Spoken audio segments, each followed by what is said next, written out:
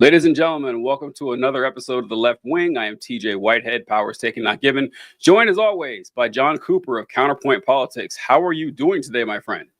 Doing good, and I actually have a curveball for you to start off our show. Let's go. But before I do that, I just want to say, everyone, thank you for joining us. We will be talking about a lot of very important things today, from the crashing economy to the honestly, utterly outrageous, and even I'm saying this even relative to other Trump things, but the outrageous detention and attempted deportation of Mahmoud Khalil, the Palestinian protester who has been charged with no crime, yet Trump wants to deport anyway. We'll also be talking a little The Boys and doing a ranking of which characters would like Elon Musk the most. And what was our last topic here today, TJ? I remember we had one more, but I should have opened the list. Well, we had the economy, we had Elon Musk and Tesla. Did you mention the Tesla thing? Oh, and the Tesla thing too. So that'll be lumped into the economy, right? But first, I want to start us off with a curveball, because half the nation of Canada is apparently very mad at me, seeing my mentions. And I'm obviously exaggerating, but I want to do a little "Am I the asshole?" TJ. All right, Am I the asshole for saying this, which has gotten over 1,000 comments from Canadians who are not too happy with what I had to say. And I'm going to tell you, I did not realize, I guess I understood the temperature, between Canada and the US right now, but I did not realize quite the amount of hate that I was going to receive for this. So, where did they take down the tweet? There's no way. Oh, no. Wait. Oh, shit. Okay, well, before you get there. Okay, yeah. Oh, shit. Hold on. Ravina says, I'm here. I don't know who Ravina is, but I see Sweet and Smiley Lumberjack says, TJ, did you know your partner is an unabashed imperialist who wants all Canadians to die? I didn't know about the unabashed part. Wait, is this a legit comment? That's what it said. I don't know who Sweet and Smiley Lumberjack is. Yeah, that's wild. So here's what I said to clear the air. And again, Canada, I love you guys. I don't know why this got so much hate, but I said the following. The wildest thing about Trump trying to make Canada the 51st state is that he's right about it. Obviously, his methods for achieving this goal are both reprehensible and counterproductive, but both countries would greatly benefit from a merger. It would also tilt the ideological median so far left that Republicans would be permanently handicapped in federal politics. TJ, 1.2 thousand comments and counting, and I will tell you, 0.1 of them ain't positive. And Canadians are very, very mad at me in a delightfully polite way. But am I the asshole for saying that? Well, I gotta hear your explanation here. Why do you want Canada to be a state?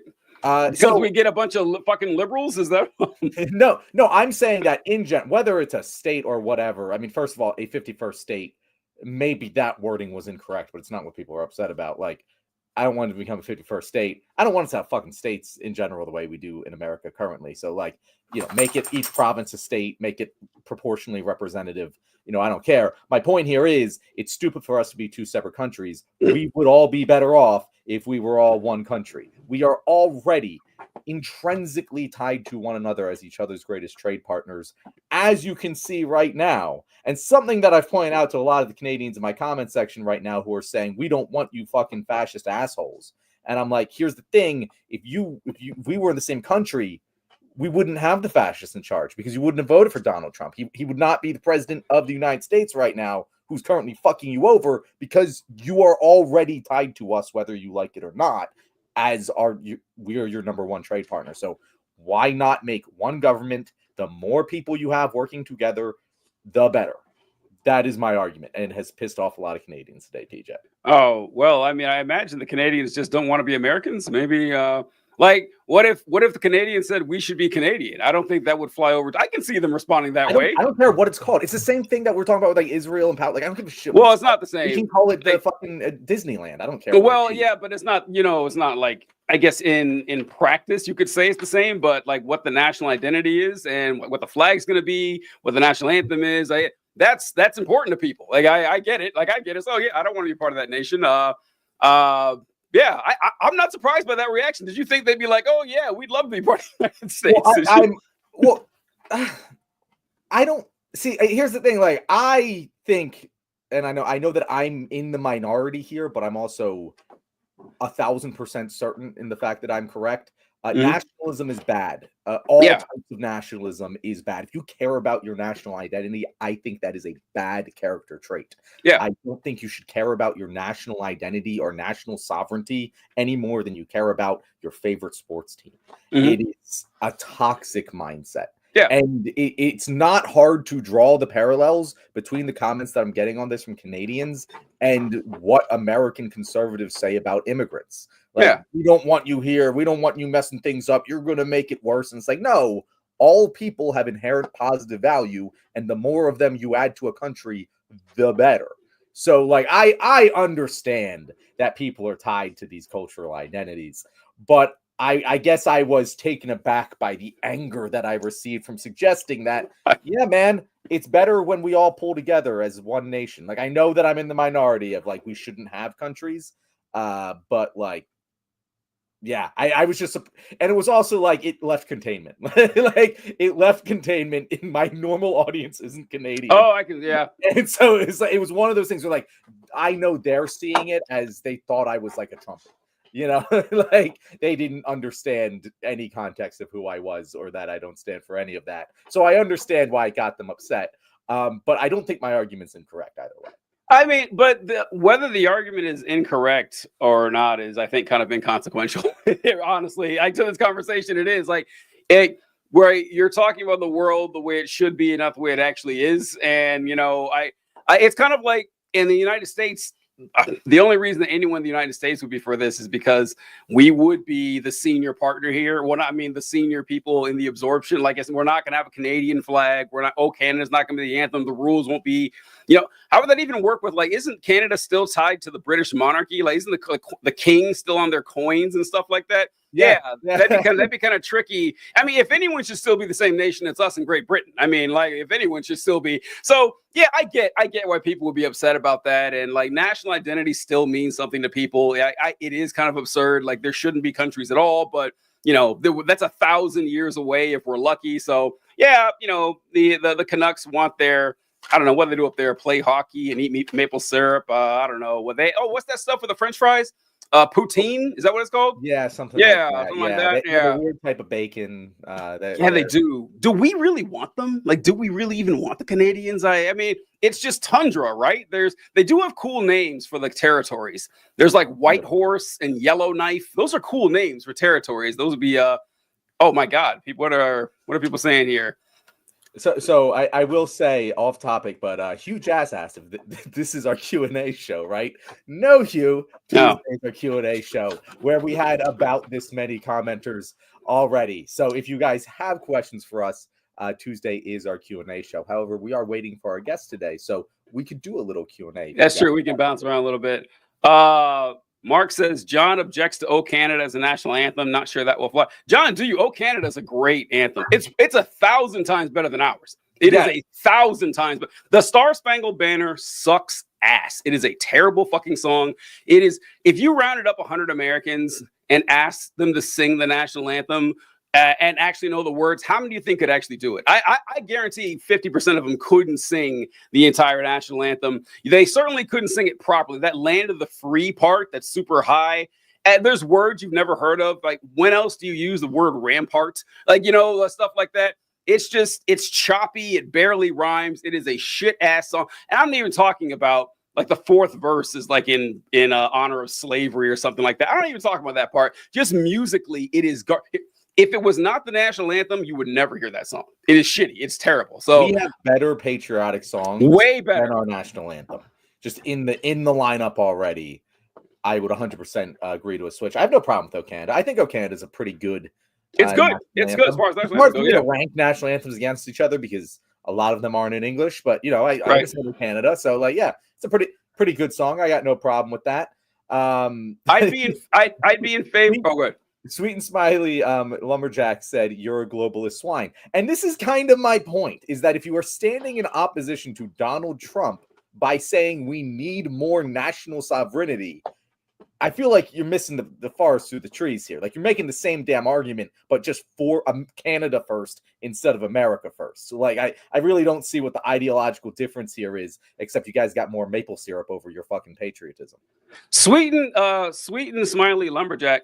Are you legitimately angry at John, or is this like playing around? It's very hard for us because like it seems like you are actually mad at him, and that's no, there's people in my comments who are very mad at me, TJ. Yeah, I wouldn't be surprised if I'm like Canadian local news tomorrow. These people are so insane. Mad you never know. Like you said, oh, Mark says, "Oh, Canada's a tad nationalistic." TJ, so are all national anthems. That's yeah. National anthem definitionally nationalistic. Like, what do you want from me here?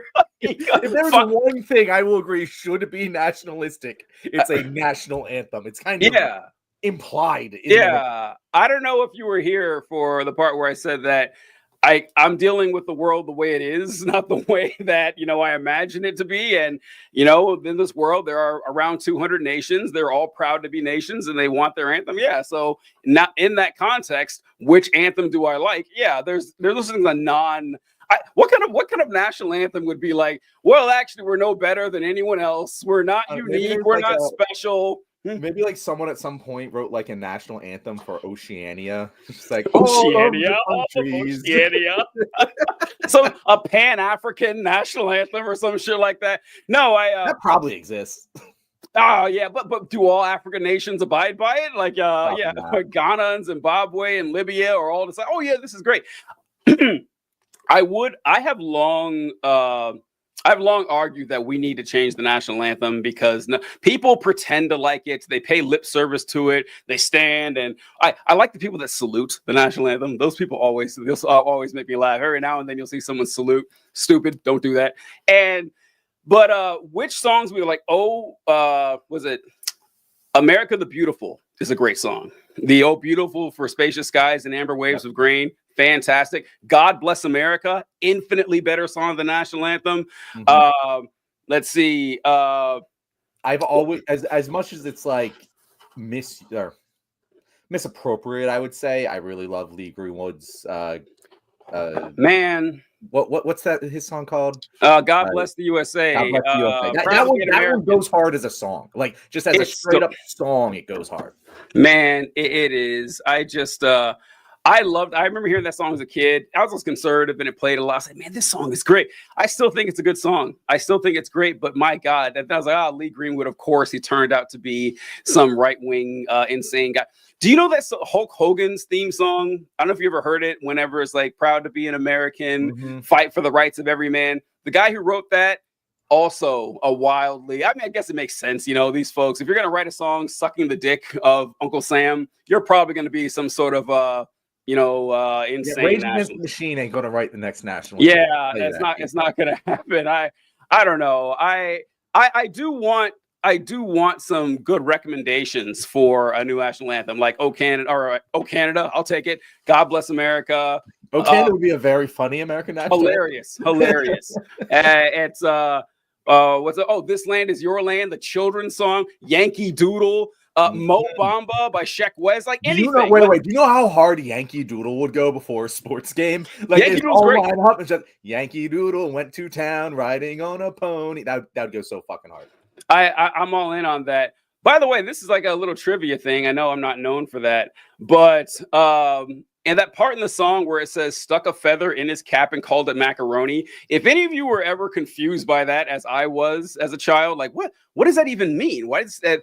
Like what that's in reference to is a style of clothing that was made to emulate fancy, higher upper class dress in Italy, and basically it's like the powdered wig and the tight suits and everything like that. And they called it macaroni because it originated in Italy, but that's what it's referring to. It's not referring to the actual food. Also, macaroni back in those days just meant pasta. It didn't mean a specific type of pasta like we do today. But yeah, free trivia for you guys right there. You might not have thought you'd come to this show learning about 17th century fashion terminology, but we are always one to surprise you. But anyway, after our tangent here, TJ, what are we going to talk about first?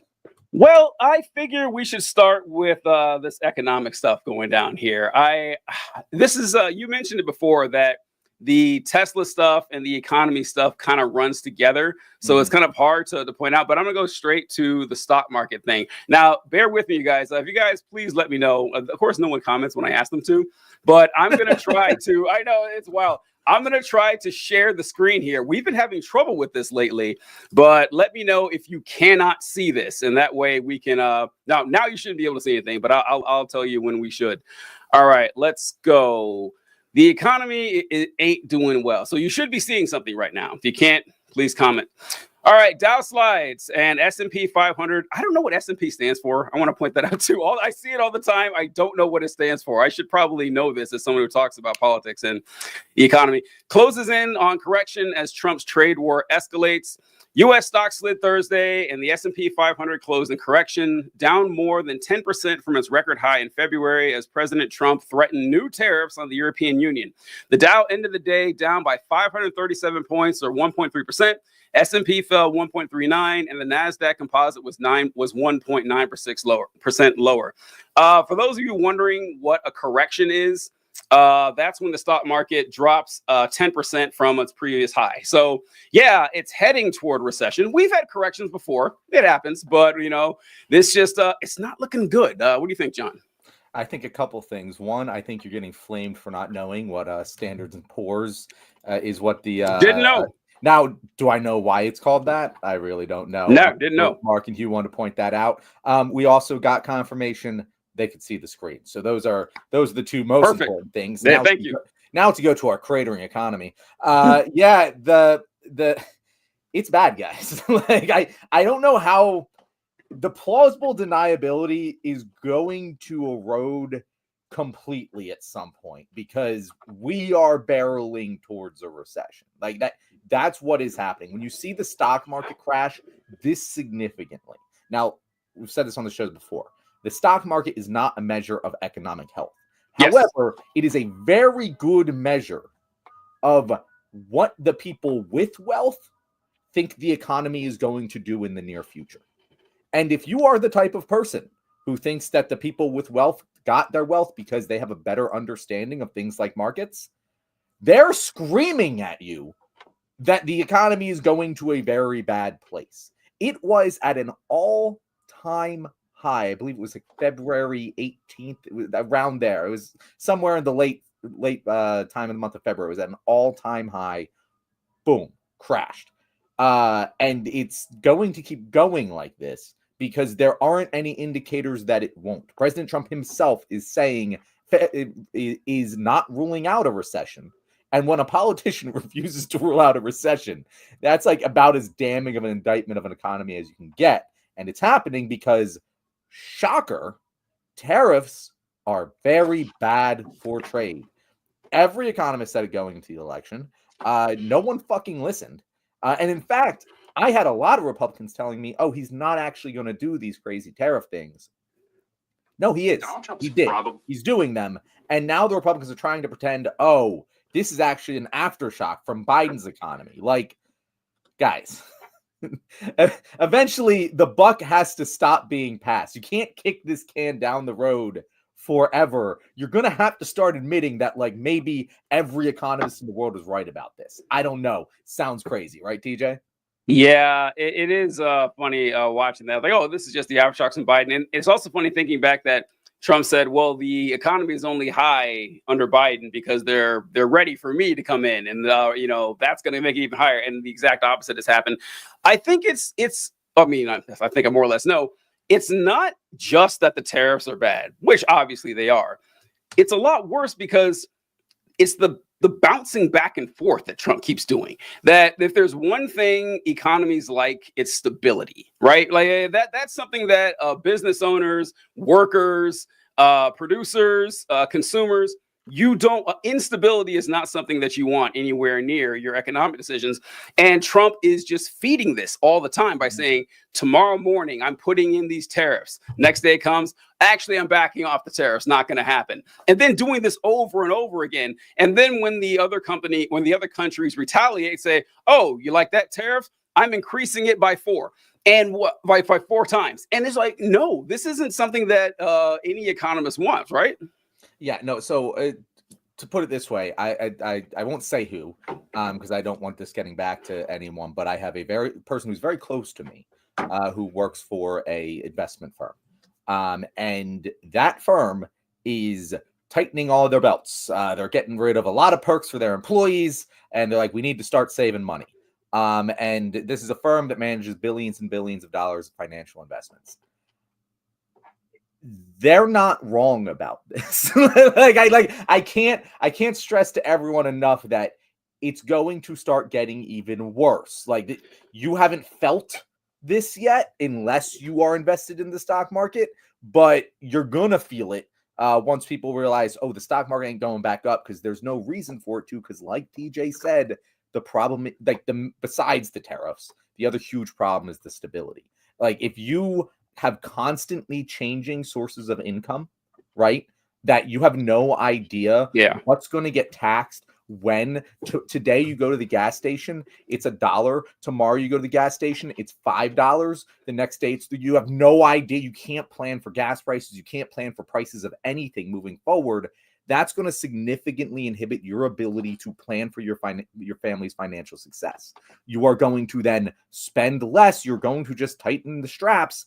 And when that happens, that's when recessions happen, when people stop spending, when demand in the economy decreases, because people cannot properly predict the future of their financial situation, so they get more conservative with their spending. This isn't even Econ 101 or Finance 101. This is like basic financial literacy shit. And if you can understand that, which I hope you do, I feel like you should be able to understand why, at the level of the U.S. government, having that kind of instability is really bad for business. It's I don't know, like it's worse than you could even imagine, because what's getting me is that Donald Trump still seems to be confused about what a tariff is, just what it actually is. He's been saying this. I mentioned this on the show before, but last year around summer or so, I started noticing Donald Trump would do all these visits to black barbershops. He did 3 or 4 that I can remember. And during one of them, he said, we had a president in the late 1800s named William McKinley, and my jaw hit the floor because I couldn't believe Donald Trump actually knew who William McKinley was. It shocked me. And then I would have bet anything he had never heard of William McKinley. And then he started talking about how, back when McKinley was president, we had tariffs and there was no income tax back in those days. And we had so much money, we needed a blue ribbon commission to decide what to do with all the money we had. And I want to go back to those days, which is a weird thing to say, because I don't know if you guys are history buffs or not, but the 1890s is the heart of the Gilded Age, not looked upon fondly, and led to the Great Depression. Really terrible naming for an age, by the way, TJ. Like, that sounds good to me. Like, when you hear the Gilded Age, it has gilded sounds good. Am I incorrect about what gilded means? Well, gilded means gold plated. Yeah, exactly. So it's like, it looks good, it looks expensive, but it's not. Yeah, I get that, but my dumb lizard brain is like, the Gilded Age must have been a good time. You know what? Maybe it's because I learned the Gilded Age probably when I learned the word gilded, so I probably have a negative association that way. But if I knew it was the other way around, maybe it's like, what's wrong? It's gold plated. It sounds Depression, good. Spot on. No one's confusing the Great Depression. Yeah, true. The Roaring 20s. People are like, the Roaring 20s, cool, it makes sense. The Gilded Age is a very confusing title. That's all. I get it. The robber baron age doesn't really roll off the tongue or something like that. But Trump keeps saying that these tariffs are a tax on foreign nations, and it's been driving me insane. All right, so I got a clip here I want to show you guys. This is I love our new press secretary, by the way. What's her name? Caroline Levitt, Catherine Levitt, or something like that. She's coming around on me, TJ. Fantastic. She's not as bad at her job as I thought she would be. She hasn't crashed and burned out yet, which I thought she would. So kudos to her so far. Yeah, 10 out of 10 stars. Listen, if you're the press secretary, you have 2 jobs. One is to make the administration look as good as possible. Two, lie to cover the administration whenever you can. And in those two, I gotta say, I've seen worse. I've seen a hell of a lot worse. She's again not good for the country. Right. As a press secretary, she's nailing her role. Can't complain. All right, so this is something this is close to the question that I wish people would ask about this whole tariff thing. Oh God, can you guys see this? Let me see. Nope. Oh no! Hold on. Please again, TJ. We are still trying to figure this out, guys. There was an update on StreamYard. If anybody out there knows, if anyone out there knows how to do this update with StreamYard, please let me know on how to share. But TJ, I really hope my old, I am a television major. I really hope that my old professors don't watch the show and go, John, I taught you how to do all of this on much more complicated equipment. There was an update and they didn't explain it. It's just like, oh, here it is now. But okay. I'm hoping this is sharing now. Okay, let's try this here. This is some reporter asking about the tariffs. Have you ever paid a tariff? Because I have. They don't get charged on foreign companies. They get charged on the importers. And ultimately, when we have fair and balanced trade, which the American people have not seen in decades, as I said at the beginning, revenues will stay here, wages will go up, and our country will be made wealthy again. And I think it's insulting that you are trying to test my knowledge of economics and the decisions that this president has made. I'm now regret giving a question to the Associated Press. Okay, so execution. 5 out of 5, no complaints. She waves away the question, insults the guy asking, great job, but substance, what the hell is going on here? If we can't agree on what a tariff actually is, what is the point of the conversation? What's the point? What I want to hear them ask, either Trump or his secretary or the Commerce secretary, just ask them, okay, Donald Trump is saying that a tariff is not what we were taught tariffs were in 7th grade. A tax on imported goods paid by the importer. Apparently, that's not what it is. It is a tax on foreign nations. What is the mechanism for collecting that tax from foreign nations? To explain it to me. Tell me who is the person they pay and how do they transport that money to the United States? Please, because no one's asking this. They just keep allowing Trump to say, nope, this is a tax on foreign nations. We're going to collect. He keeps saying we're going to raise money, bringing it into the United States through tariffs. Ask him how this happens because it's driving me insane. It really is. It's one of those things where I'm like, okay, we can disagree on a lot of things politically. We can disagree on a lot of policies, but I don't understand how you can support a man for the president of the United States. And again, there's a lot of reasons to not support Donald Trump. A lot of them are opinions. This ain't one. He's just straight up lying to the American people about what his policy is and what it does. And again, I'm not saying this in the way that politicians always obfuscate the truth or make themselves sound better or highlight certain things more than others in order to make a bill or policy more desirable. That shit happens 100%. Both parties do it. This is not that.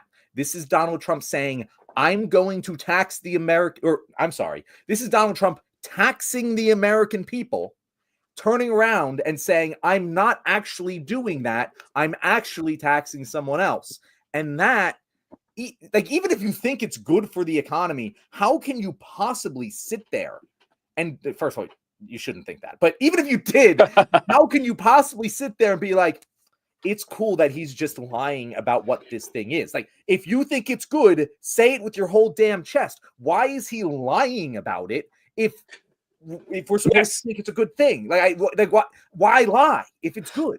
Yeah, I agree. Let's say you think, because look, all right, I don't know. I forgot sometimes Republicans listen to this, you got to really baby things for them. So whenever you bring this up, say, oh, well, Biden had tariffs or Obama had tariffs. All right, look, I can envision scenarios in which, taking a scalpel and saying a tariff in this area is good. And here's the purpose of a tariff. Okay. Mm-hmm. The purpose of a tariff is to disincentivize purchasing foreign commodities and encourage people to buy American-made products. And if you're thinking, okay, so a foreign company, a foreign nation has an advantage in this area, and it's putting American businesses, out of business. And so I'm going to put that tariff. Okay, fine. I get that. If you want to put that, I can see like the logic on that. It's been done before. It may or may not work, but I can at least understand that.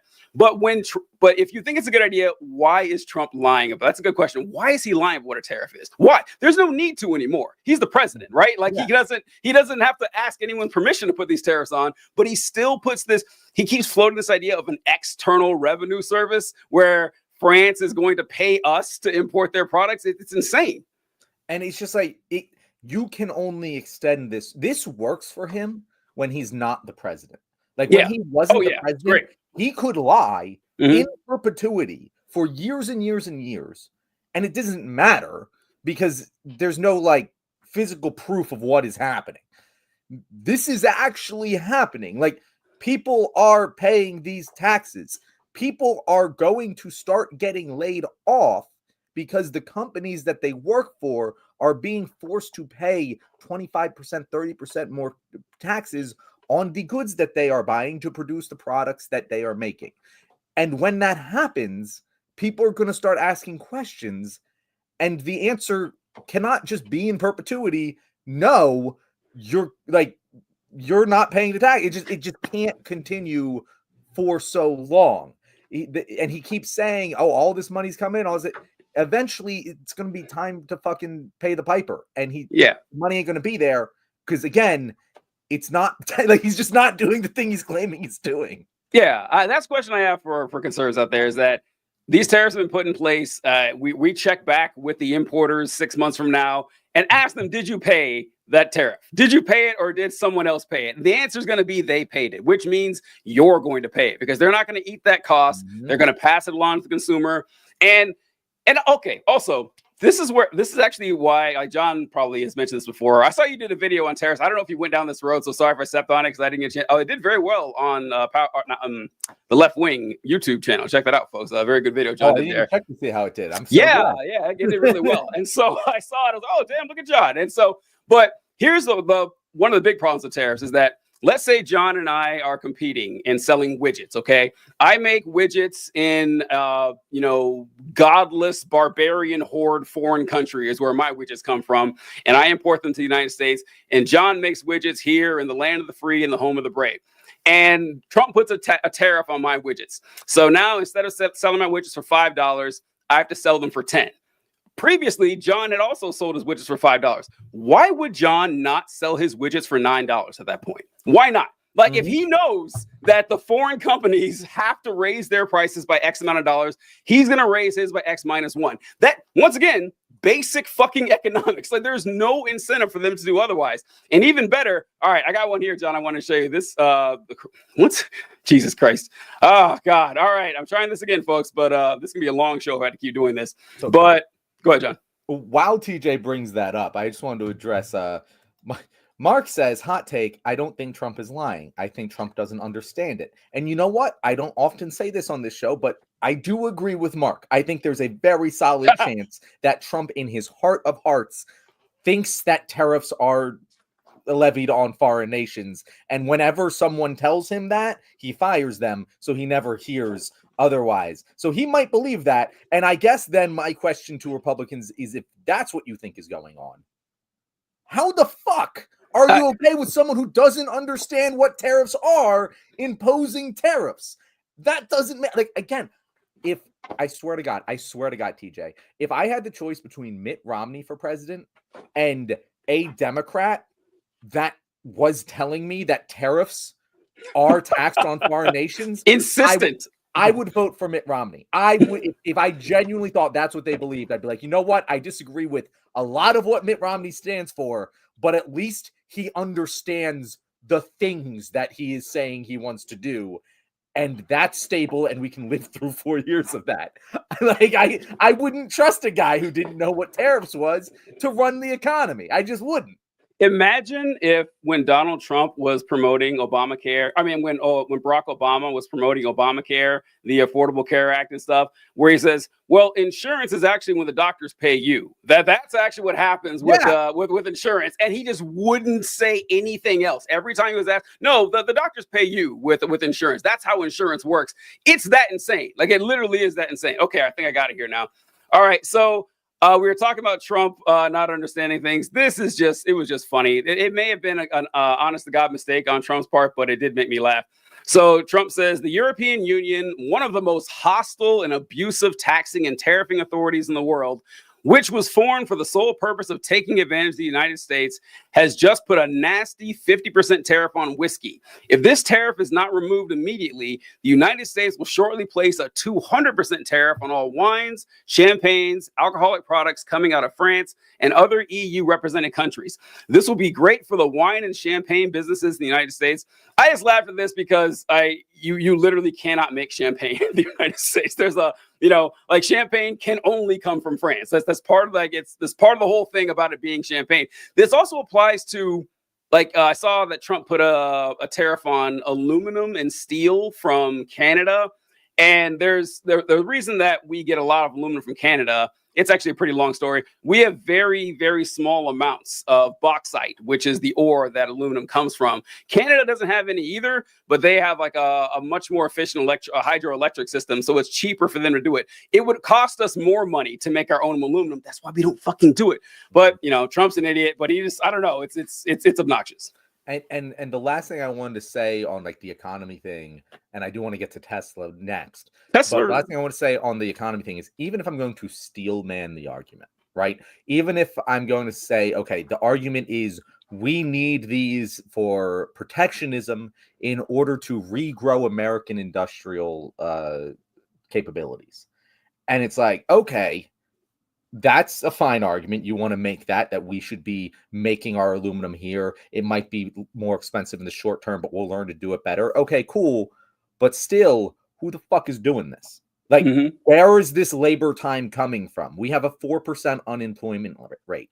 We're all doing jobs. Like, we are all working. So if we are going to respec our skill set to start making aluminum, what's going to happen to the jobs I currently do, TJ? Like who is doing this work? And it might make you wonder, it's always made no sense why fascists always turn to forced labor camps. But that's the end of the fucking road, guys. Like I can't stress to you enough how if we need to make industrial resources, maybe because we're at a war with our closest neighbor, and I don't know, we're using the Alien Insurrection Act, which Trump said he wants to invoke this week. And the last time it was invoked, we were placing Japanese people in forced labor camps. Maybe the plan here is to take fucking Hispanic people and force them to do our labor, which we basically already do anyway, but this will be a lot less pleasant about it. It's really all shaping up, TJ. And I'm not confident he's going to get there, but I don't understand how anyone sees any other path with what he's charting here.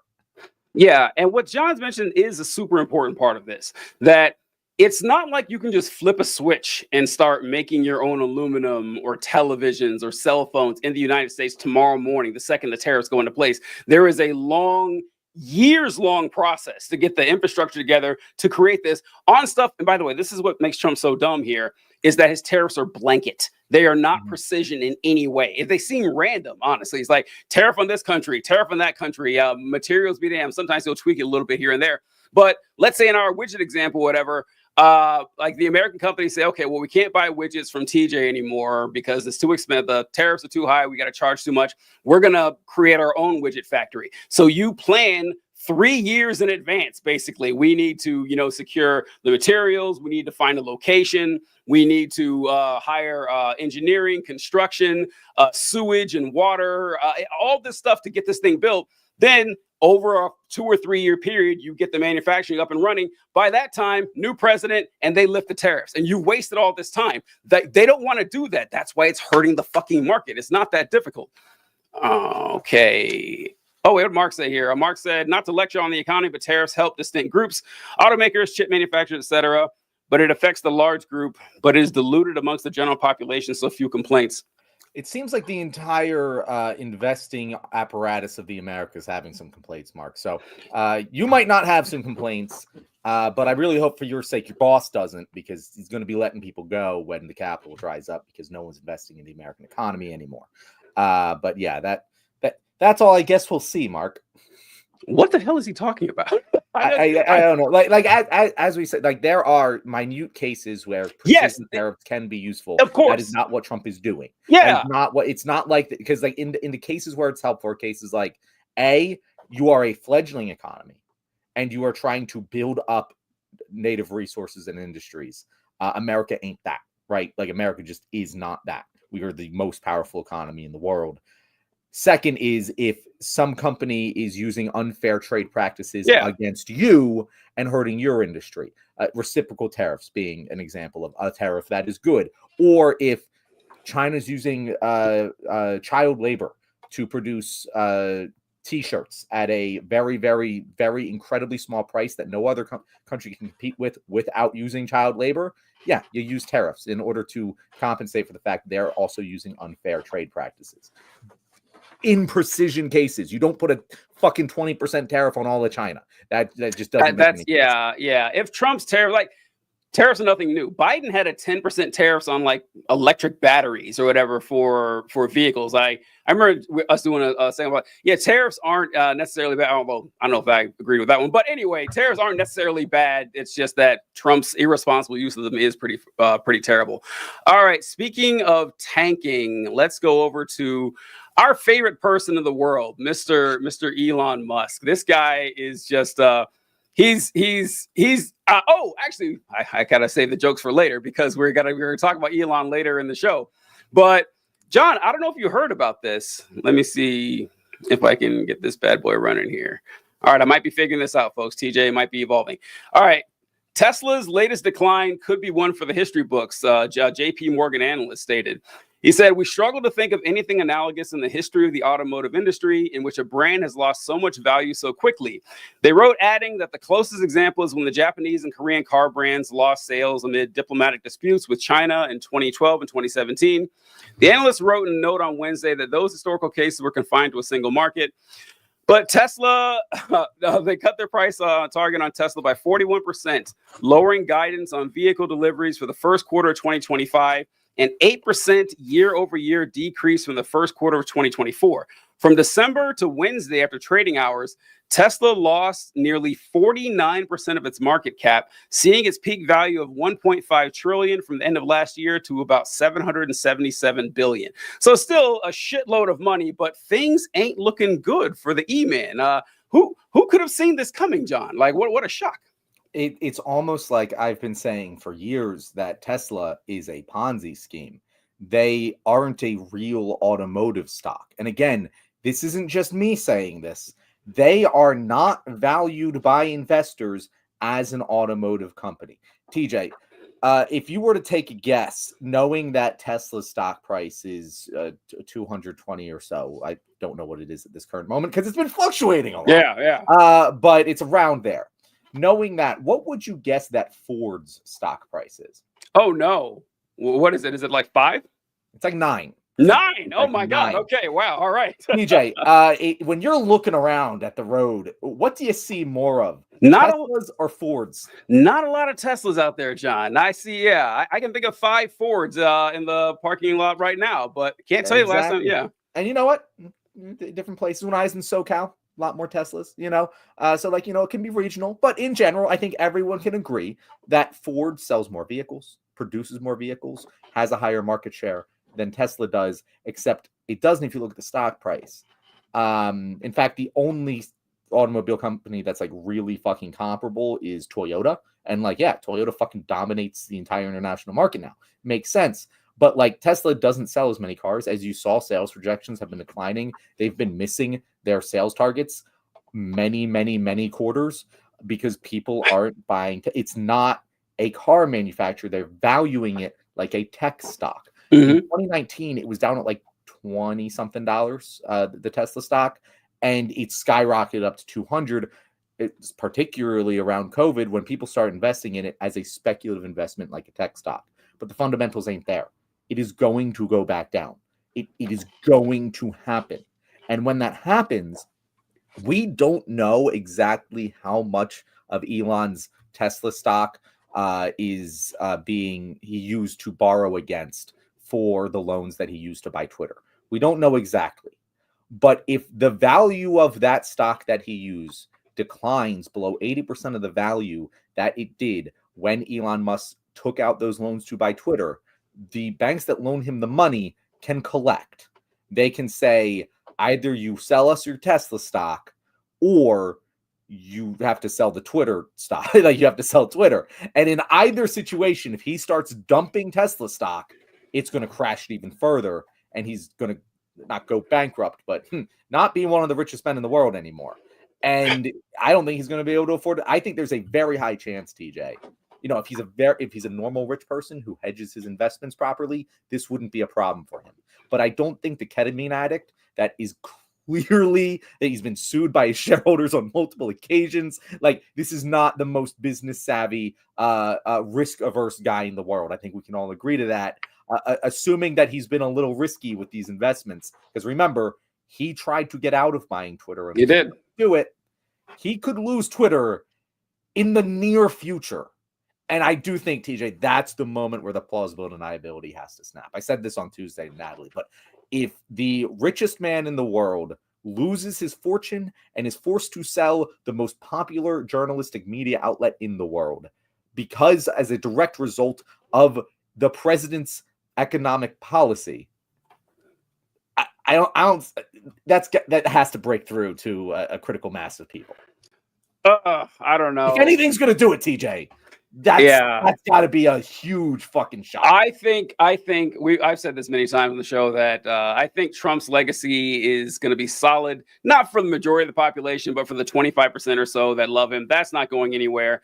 Elon's is a lot more tenuous. I think that it's a short period of time before most people are going to say, "Oh wow, I can't believe I didn't catch this guy was an obvious fraud and con man." Just you know, how many times do you have to say, "Oh, this is 2 years away. This is 2 years away." He's been doing this for decades. I got an example of this. Yet, TJ. You know what? I'm glad you mentioned this, John. I'm glad you mentioned this because, all right, first off, before I show this to you guys, I need you to understand this.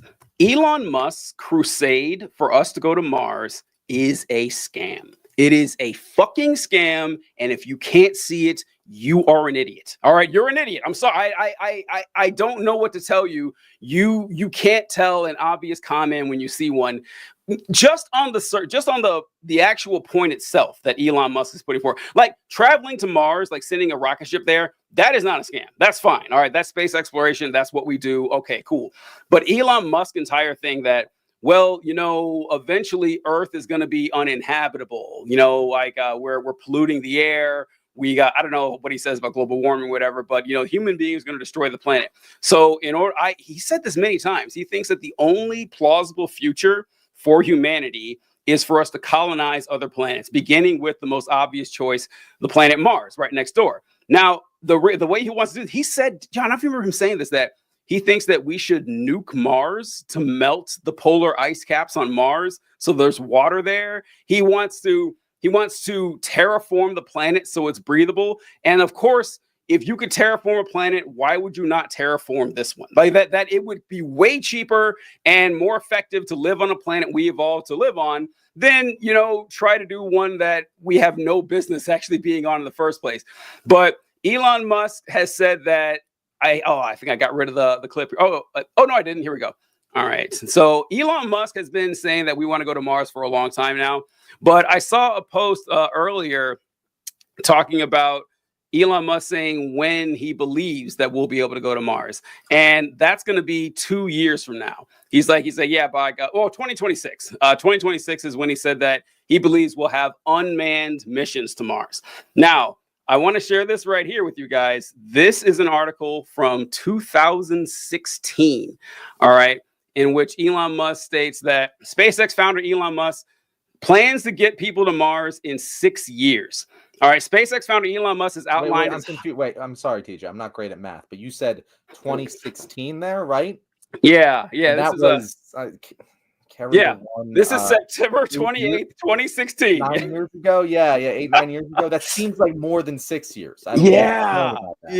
So SpaceX founder Elon Musk has outlined his highly ambitious vision for manned missions to Mars. Oh, a manned mission, by the way, folks, in case you don't know, is if there are people in the ship. Like we're Neil Armstrong in this place. We're stepping off the rocket and stepping onto Mars.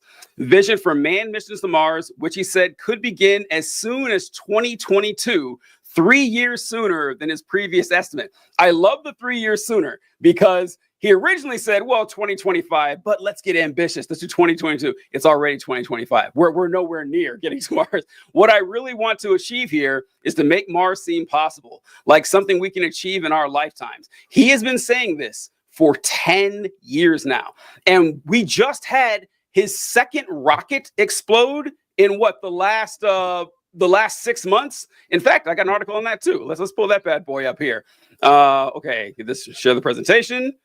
And show on stage. Okay. John, I'm getting the hang of this. I'm getting the hang of this shit. Here we go. TJ. Yeah, let's not fuck this up, TJ. Look bad in front of the folks here. Oh, I did. Fuck it. I did. Yeah. I got cocky. All right.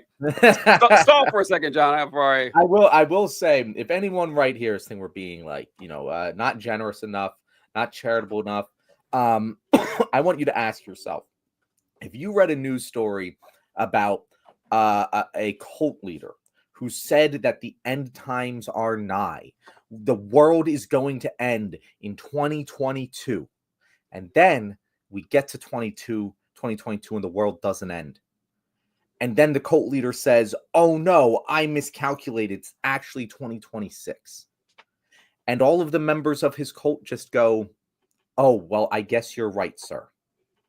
What would you think of the members of that cult? Just what would you think about that? And then realize that is what Elon Musk has been doing for decades.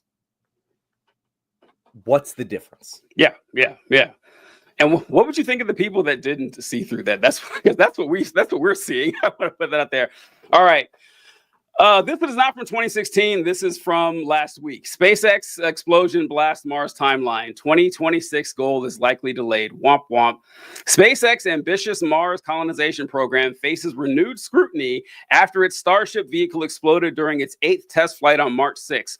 The failure, the second in 2 months, I was actually wrong. I said second in 6 months, the second in 2 months, reveals the significant gap between Elon Musk's aspirational timeline and the technical reality of reaching the red planet. We are essentially no closer to getting people on Mars than we were 10 years ago when Elon Musk says, don't worry, folks, I got this. And this is a pattern you will see with Elon Musk over and over and over again, in which he overpromises and underdelivers. Seems like the wrong word to use, because he like the Hyperloop's my favorite one. That if you watch the concept videos of the Hyperloop, where he shows this bullet train that'll take you across several states in record amounts of time, and how this would obviously be a great idea, and it's actually it's a tunnel in the ground that goes one car at a time. It's what he's done with his AI, with his fully autonomous driving. It's what he's done with his robots. It's what he's done with his robo taxis.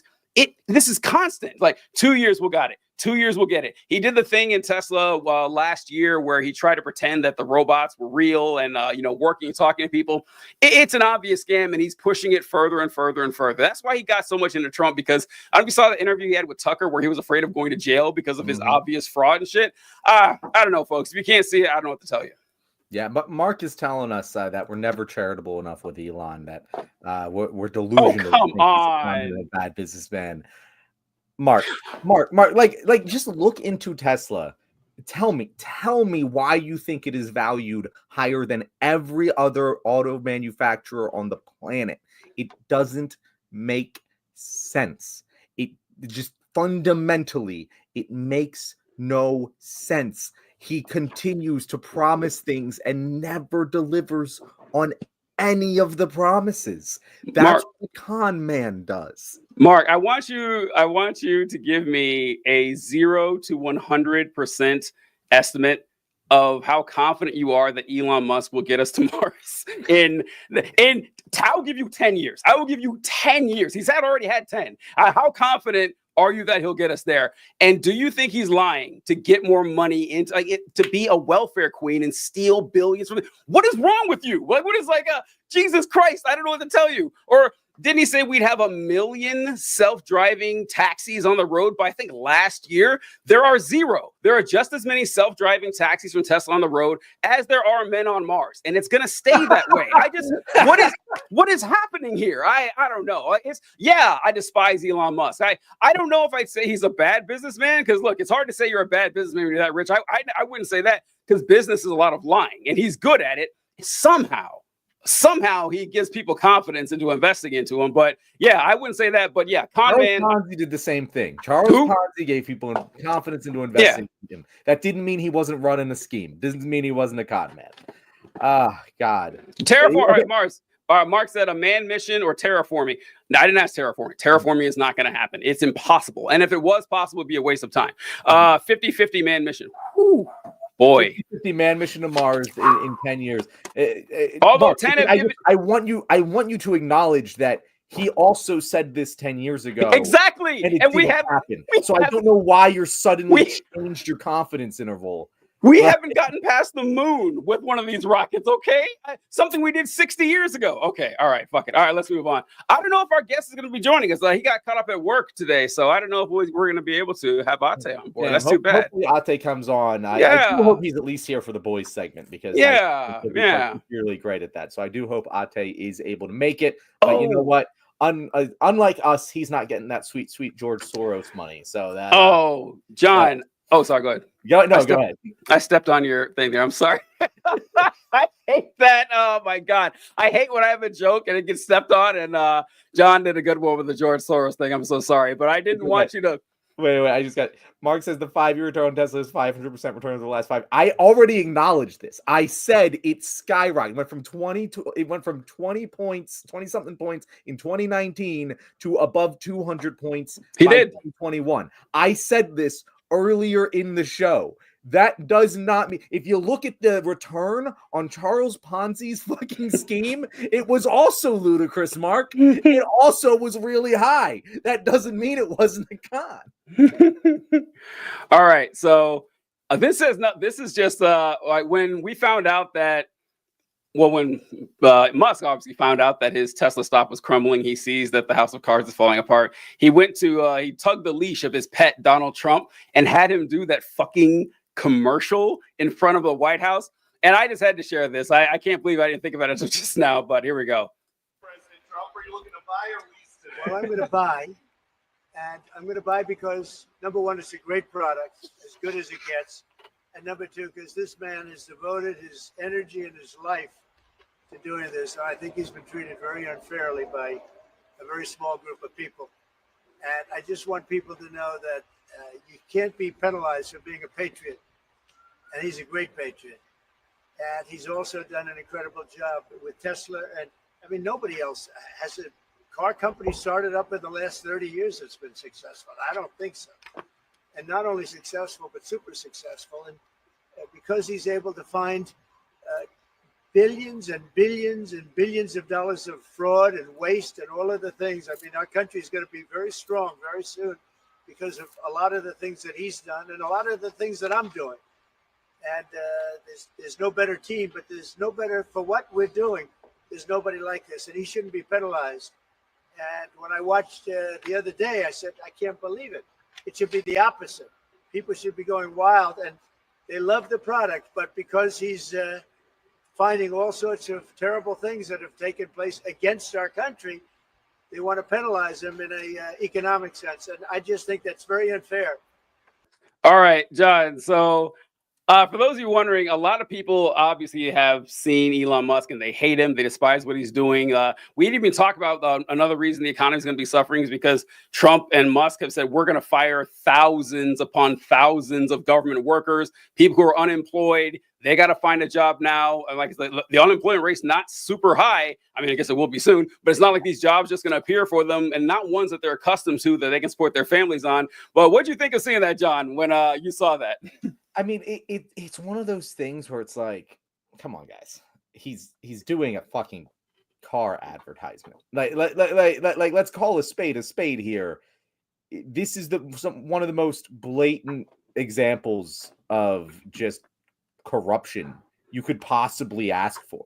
Like, he's doing an ad for a private company at the behest of his buddy who's given him hundreds of millions of dollars. Like, why is he doing? Why is the most powerful man in the world during a time where the stock market is actively tanking, taking time out of his day to run an ad for one private company? Why is he doing that? Why? Like, besides Elon Musk is paying him to, it is a tit for tat agreement. Why the hell would the president of the United States be taking time out of his day to do this during the middle of a financial crisis? Why? Yeah. Like, if anyone didn't need the money, right? Like, if there was anyone who could go with suffering a little cash flow loss here and there, I think it would be Elon Musk. And think about this too. Like, we mentioned, thousands of people have lost their jobs. I forget how many people he wants to fire from the VA. Listen, 8,000 people he wants to fire from the VA. They put out in that memo. Maybe it was more. My brain's telling me 80,000. That's too many. It's gotta be. I think it was 8,000 people they want to fire from the VA. They said out loud. I haven't seen Trump do a commercial for them. Say, hey, how about you donate some money to these folks? These are regular, working Joes and Janes. They're going to be, out of a job. They're not going to be able to support their family. How about you donate something to them? No, Elon Musk, though, as the important, because look, American presidents and politicians, they praise American companies all the time. That's not weird. It is the commercial from the White House is weird. That's a weird part. But him saying, hey, how about you buy, whatever company? That's not weird. The fact that Musk is his donor is the obvious difference and pretty weird. And John, I wanted to share one more thing with this clip here, because I just think this is funny. So I just wanted to make a statement. I'm going to buy one. Now, here's the bad news. I'm not allowed to drive because I haven't driven a car in a long time, and I love to drive cars. But I'm going to have it at the White House, and I'm going to let my staff use it. I'm going to let people at the place use it. And they all are all excited about that. I'm not allowed to use it. Can you believe it? All right. I just wanted to share that because I didn't know that. I didn't know presidents weren't allowed to drive, which is weird. That seems like something I would know, like with my trivia shit with the president. But it's true. Presidents and vice presidents, current and former, are not allowed to drive vehicles on the open road. That's a rule that was put in place after JFK, and which is like, because he wasn't driving, but they said, yeah, I know. It's like, but they've been trained in evasive maneuvers if something goes wrong. So we're not going to take the chance of someone trying to attack you on the road without a skilled professional at the helm. The last president to drive on a public road was Lyndon Johnson. So it's been a long time. So if you ever see a president driving, it's on a closed course, it's on their private property, whatever. But yeah, I didn't know that until Trump said it. It's pretty weird. Yeah, it is very odd, and it's funny that that's the rule that he follows. That's Donald Trump ain't known to be a rule follower. Like, yeah, well, I guess they said I can't do it. It's funny because I thought the same thing, and it's not a law. Like, it's not an actual law saying you do it. It's a secret service. The Secret Service won't let him. It's like, no, because the Secret Service can overrule. He's like, no, fuck you. You're not getting in the front seat. So unless Donald Trump would overpower 5 Secret Service agents, they're not going to let him do it. So it's kind of funny. Very funny. Before we move on to our next topic, I did want to address one thing. So Mark said that last week we made a bet, and that I owe $20 to his church. So pay up, John. I want to clarify for everyone that last week, and this is what was said. I'm going to pull this up before we move on to our next topic, because I just want to clarify this for you, Mark. I want to clarify this for you live on air, and I hope I do this correctly because I don't know the secret sauce. All right, let's. But here we go. Here is what was said about the bet. Fucking happened here. So I'll take that bet. You email leftwingpod@gmail.com if anyone wants to send evidence to help Mark's case there. And I will put the money, charity your choice, whatever it is. I'm doing some tree planting this weekend. We can always use some donations, so that'll be my charity. It'll be no one can argue against planting some fucking trees. I think both of you should. I think both. There was a little mic like it is a god. Oh, I'm sorry. Baker to end it I missed this. Damn it. But I had the specific terms that I said. If I remember, your terms were. I think you said, if anyone went to jail for not using someone's pronoun, was that it? Exactly. It was specifically if anyone has been sent to jail for not using someone's pronouns. And the thing Mark sent me was college professors sometimes make their students say their pronouns. That is not the thing that we bet on, Mark. I want to be very clear. Someone's got to be going. There has to be some legal consequences enforced upon people by the government. Because yes, a private person can tell you to do what they want. Like if they want you to call them Mr. Whatever, you should call them Mr. Whatever when you are literally paying to learn from them. But again, that's just free market capitalism right there. That's not left-wing government infringement on your beliefs. So there's that. Anyway, TJ, all right, let's go to the serious one. Let's go to the serious one. I know. It's just The Boys. Nah. Okay. All right. Let's see. Okay, I think I figured this out, John. I think I got it. Okay. All right, folks. Palestinian activist Mahmoud Khalil will remain in ICE detention in Louisiana after first court hearing. A prominent Palestinian activist named Mahmoud Khalil will remain in ICE detention facility in Louisiana. They have him in fucking Louisiana. Isn't he from New York? Like, I'm pretty sure he's from New York. TJ, they specifically moved him to Louisiana because they want to try the case in Louisiana with a more conservative judge than the one in New York. And the reasoning for this, TJ, I can't make this up, is, well, he's in Louisiana, so we should try him there. Okay. After they moved him to Louisiana. Actually, I think I read that in this article here. Let me see if it's the one I saw. Khalil was arrested and detained on Saturday over his role in protests against the Israeli-Hamas war at Columbia University last spring. His green card was revoked by the Trump administration, his lawyer said, but New York federal judge Jesse Furman blocked any immediate effort to deport Khalil until his attorneys and federal government appear in court. Okay, I thought that was right there, but yeah, this guy has been arrested, which is a strange thing because he's not being charged with a crime. Not being charged with a crime. That is, and listen, I have grown quite weary of hearing defenses against this. I can't even play the free, don't you guys care about free speech? They don't fucking care. They never did. And to the extent that they cared about free speech, it was only so they could say retard on Twitter, or they could use racial slurs, or call women the C word without getting, judged publicly and everything. But it's like they're not even trying. It's like, yeah, what they'll say is, well, he supported Hamas, or he had these people he worked with passed out flyers that had like Hamas's flag on it, and he was the spokesperson. So they keep saying he's the leader. He was the spokesperson, not the leader. But here's the thing: I don't care, right? I don't. First off, I hate to break this news to you guys. The First Amendment is not reserved for U.S. citizens. It's not. He's a green card holder. It's not reserved for green card holders. It's not reserved for student visas. The Constitution applies. The Constitution applies to everyone on U.S. soil, right? It does. Like the First Amendment, everyone has it. It doesn't matter what your legal status is, and you may not like that. Fuck you. That's what it is. Okay, so deporting this guy because he protests against the actions of a foreign nation, or against his college for sending money to that foreign nation, perfectly legal. The Iraq war, if you protest the Iraq war, should those people, I don't know. It gets me so upset, John, because when it comes people don't, that's why I say people don't really believe in human rights. They think of citizen rights. That's how they think of the world. And it pisses me off.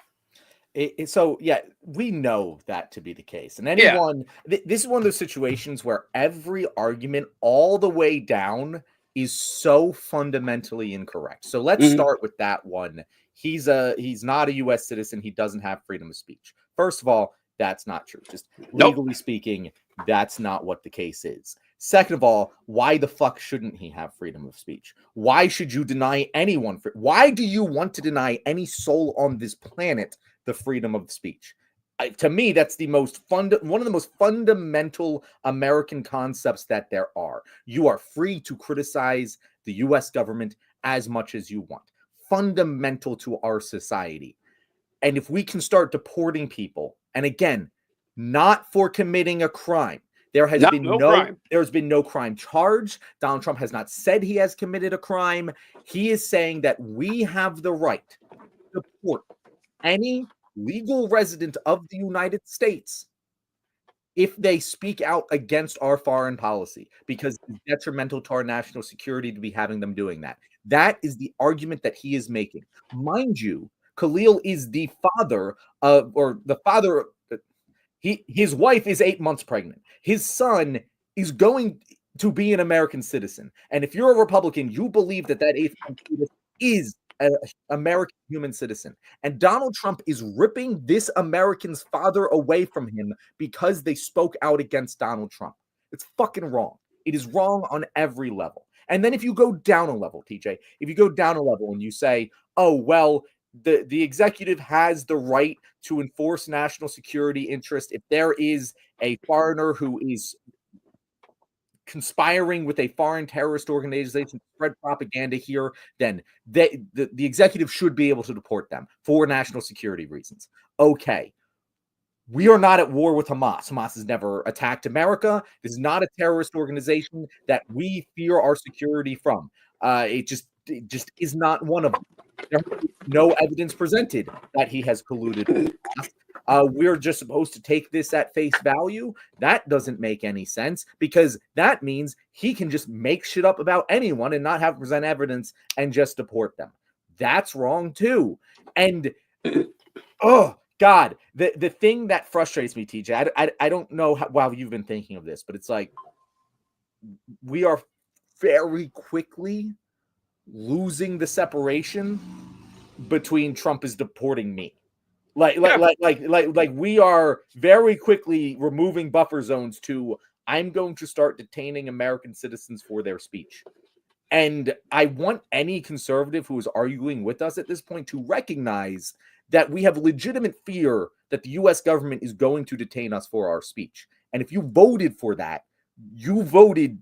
And again, he was explicitly clear about this in the fucking GOP party platform that he did not specify U.S. citizens. He said protesters on college campuses who are pro-Hamas, which he defines as anyone who is pro-Palestine, is going to be deported. Yeah. There is no reason to believe that he intends to stop at legal residents and not U.S. citizens. There's no reason for me to believe that. And my question to these people is, if you aren't going to stand up for this guy, why should I believe that you're going to stand up for me if it happens to me?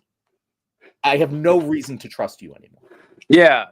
This is it is frustrating. It's just an excuse. It's like I really like that you said that this is just people who fight in favor of the rights of Palestinians. Like Palestinians are a group of people whose humanity is denied on a daily basis proudly. Fuck them. Did you see Trump call Schumer a Palestinian I know, as a pejorative? He's like, he's not Jewish, he's a Palestinian. Yeah. What is that supposed to mean other than a slur? That you're just using the word Palestine as a slur. Exactly. And it's so like, oh, anyone who supports in favor of Palestine say, well, hey, or honestly, just criticism of the Israeli government. Wow, I guess you're a terrorist now. You're a terrorist supporter. Or because like I like the fact that they're saying that, well, he's not being charged with a crime, but this has to do with him supporting anti-American activity or activities against America's interest. Subjective as fuck, right? There's 1,000 things you could say that are against America's interest or the national interest of the United States. If you just cast a net that wide, it could apply to anybody. And what you were saying there, John, about how the gap is just shrinking between every day about, oh, this is getting closer and closer to they can deport any of us because we say a lot of the same stuff. You know, it's like that meme says, if you don't think the government do it, they will. You remember how many Americans have been killed by drone strikes? I know it happened once under Obama, where we had an American citizen who went to fight in Iraq or something like that on the side of ISIS, whatever, and they found him and had a drone strike on. It's like, wait, can you do that? Like, that guy's an American citizen. He can't, but he did. Who would stop him though? And so, if the government could do that, right, there's no reason to think they won't do something as paltry as deport you for what you say about, defending the rights of Palestinians who've done nothing wrong, right? I don't know. It's sad. It really is just kind of depressing. I'm glad you brought up the drone strike thing, TJ, because I had someone comment on one of my videos about this. They're like, oh, didn't you know Obama literally killed a U.S. citizen overseas? And I was like, yeah, I did. I've called him a war criminal many times. You are barking up the wrong left tree if you think the left is pro-Obama when it comes to his foreign fucking policy, because we aren't. we very much are not. I love it when that happens. First, learn how to argue, folks. All right. If someone says, hey, X is wrong, don't come back to me with Y or Z. Okay, like stay focused on X. That's what we're talking about. And it's also really embarrassing when, oh yeah, you're right about Y. Now let's go back to X again. Like what's also. I don't know. Are you saying Obama was okay doing that? You know, I'm not even arguing. I'm not an imaginary person. I know. It's like, where are you going with this? This is insane. All right. Man, this time I dodged this one for a while because it is just depressing. It is just sad just seeing that, you know, this poor guy being made an example of like this. Because I think Trump and Rubio said this is the first of many to come. Didn't they say that? Yeah. No, they have publicly stated they're planning to invoke the Alien Insurrection Act of whatever it was. It was a 1700s law. I forget exactly what year. But like the last time we did that was to create Japanese internment camps. That is the last time the United States government invoked that act. It was to literally put Japanese people in fucking work camps, in internment camps. That's what he wants to use this to do. He has labeled MS-13. Is that the one it is? MS-13 is a terror group. Yep. A couple Mexican cartels as terror groups. He is going to invoke the Alien Insurrection Act to have wanton detentions of Hispanic people, just like we did with the Japanese people during World War II. It was fucking wrong then, and it is fucking wrong now.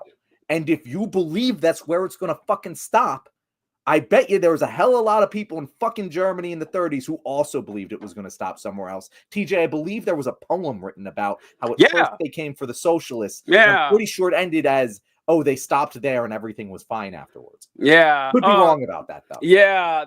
I think it's the Alien and Seditions Act, I think is what it is. I think it was John Adams. He was the Alien Insurrection Act. I think it's sedition because I think Colby says 1798. It's been used 3 times. So the Alien Sedition Act, I'm pretty sure it was President John Adams. Like, honestly, for the most part, if I'm looking at the career of John Adams, pretty good, especially for a guy, you know, back in those days. Alien Seditions Act, John Adams made it illegal to criticize him as president of the United States. Like, yeah, these people being really mean to me in the press. And he started going after foreigners and people who were writing bad mark on John Adams' career. But yeah, I want to point that out there. So, okay. And by the way, Democrat did that with the Japanese people. And are you criticizing a Democrat, John? That's not what we do on the show. That's also funny too that they came with you for the Obama thing, like as if we don't criticize Democrats all the time.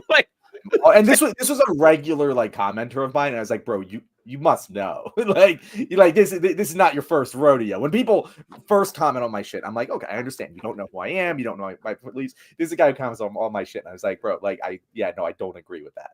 We criticize Democrats so much it is damn near a language. So we can't stop, right? In fact, I've actually thought to myself of trying to dial it back a little bit, just a little bit on the criticism of Democrats, because like. Look, because I see it from the other side where people criticize those of us on the left. And it's like, all right, man, look, we are losing. Okay. We can't afford to do this circular firing squad all day long. We've got to learn from the Republicans and unite. But actually, John, you know what?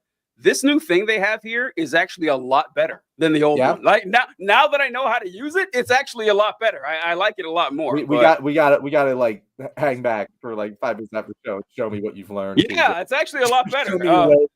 All right. We learned on the fly. You guys saw it in real time. Let's learn how to use this. There are people alive today who, as children, were placed in internment camps. They still remember. Yeah, we are like what Ronald Reagan used to always say that. What did he say? Stuff like freedom is only one generation away from being lost, some shit like that. Looking back in time, like the American government and fascist stuff, that our freedoms were limited very recently. When I was born, Black people had civil rights for 18 years. 18 years. When I was born, Black people had civil rights for 18 years. So yeah, this stuff's pretty recent. It's pretty recent. All right. I'm pretty sure it's like 8% of the Black population in America was not born with equal rights. Like that's how crazy, like how recent it is that this all changed. Both my parents are alive and well and very healthy, born in the heart of Jim Crow times. They didn't see equal rights until they were basically adults. My dad was an adult by the time equal rights hit. My mom would have been like in late high school. Like, and so, yeah, I don't know. It's kind of sad, but all right, let's end with a little levity going on here, folks. So what we have here is the title of the show. We're going happy for you guys who joined us right now is a good time for you, but we're going to be talking about some characters from a little TV show called The Boys, and we're going to be ranking them based on how likely they would be to support one Elon Musk. So we have a few categories here. We're going to have the heavily pro-Elon category, slightly pro-Elon, slightly anti-Elon, heavily anti-Elon, or my favorite, would this character do the right thing and actually end this Elon problem once and for all? So the characters we'll be ranking are Mother's Take Milk. that however you will, you two Exactly. moderators. Yeah, I phrased whatever you think the right thing is. Yeah, will they do it? Yeah, I phrased that specifically vague. So however you believe the right answer to handle Elon, that's what it is, you know, or maybe not if it's a violent one. That's not what we support here. But all right, the characters we're going to be ranking are as follows: Mother's Milk, Ashley, Billy Butcher, Sister Sage, Huey, Homelander, the original Black Noir, Stan Edgar, and Kamiko. Oh, John, I forgot about this. So just now, when I put these together, like the list of people here, I just went by the ones who I think would have funny answers, like ones that would be interesting or funny answers.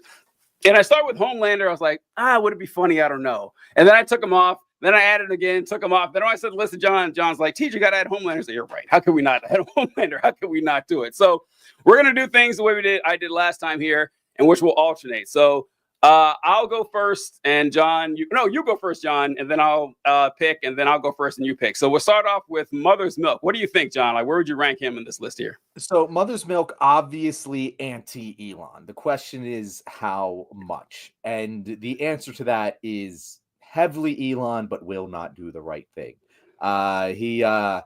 He would maybe want to. He would maybe be, thump his chest about it. But I think that if he was put in a place to do the right thing, he would not do it because he's a little bit of a pussy. But I don't know, TJ. What do you think?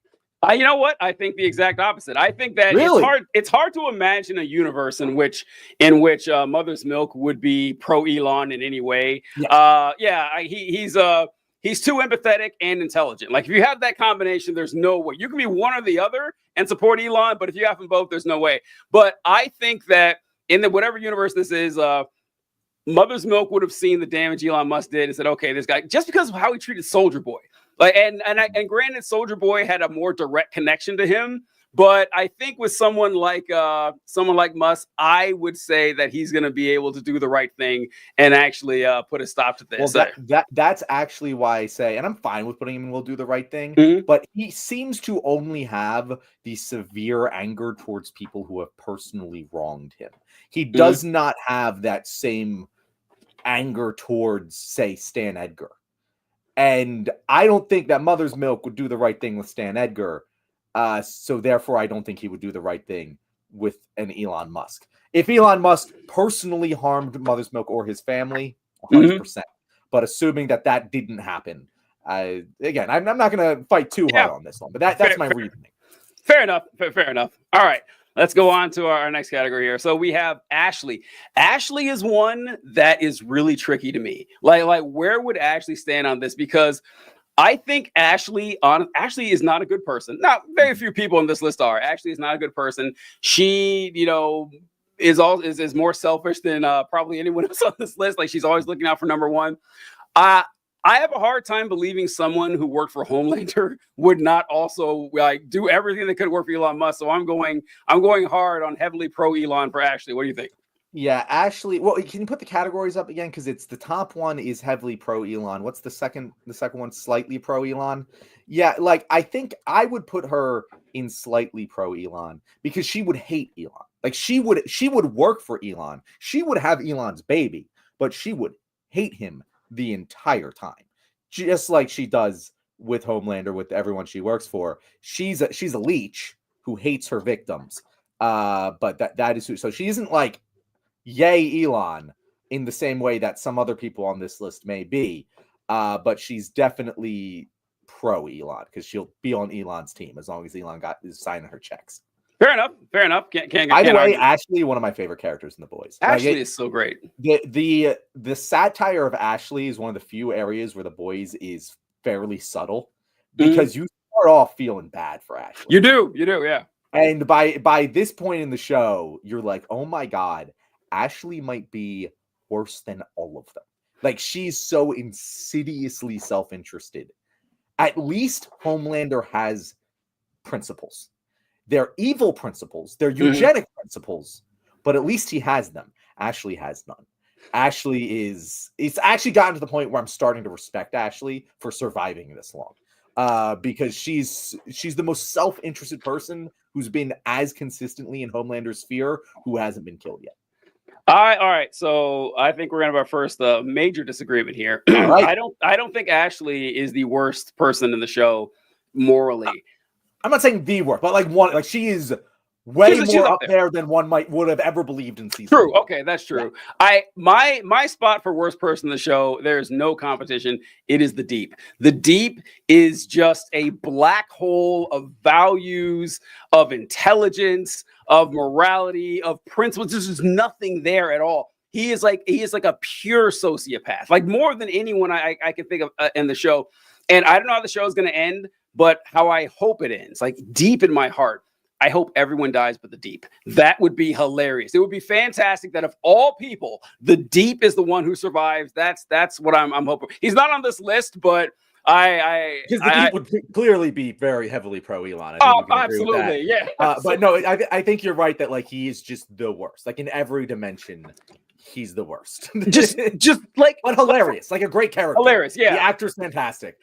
Just It's a terrible person. Because like you said, like Homelander has like principles. He has like ideals. He has, and also Homelander was greatly unjustly just tortured in his childhood. Yeah. So like you get it. That did not happen in the Deep. He's always been a very attractive, charismatic man who's walked his way through life very easily. Yeah, and so like Homelander, you can understand like Homelander wanting to get revenge on the people and the industry and the human beings that treated him that way as a child. And you can see Homelander has this vision of what the world should look like. Like, this is order, this is justice, this is what I'm going for here. You can even see how it's funny. One of my favorite scenes in The Boys is when Stormfront is talking to Ryan, and she's telling Ryan that the world, it has it out for white people, and that white people are being under attack, and this is genocide. And Homelander's like, what the fuck is going on? Like Homelander, like, I love that, because like you would think, like, obviously Homelander is meant to present like the blonde haired, blue eyed, Superman Nazi thing. Yeah, he fits that paradigm. However, Homelander would never give a fuck about something as superficial as skin color. Like, why would he care about that? It's superheroes and humans. That's all he cares about, right? Like that's his people. Like the fact that basically has the philosophy of Voldemort. Like it's very identical. Just like, we're the superior race. We must kill you. Exactly. Yeah, you might say Magneto, but Magneto gets a little deeper about it. Yeah. Homelander's a Viltrumite if he were born here, basically, and so except he's not, because he's a pussy. At least the Viltrumites, right. He's not. At least the Viltrumites are tough. All right, who do we got next here? We got Billy Butcher. I think it's no, it's your turn, John. It's your turn, Billy Butcher. Billy Butcher will do the right thing. But yeah, he'll do the right thing. Unless Elon helps him kill Homelander, in which case he'll be heavily pro Elon. Like it's really just like the circumstances will affect.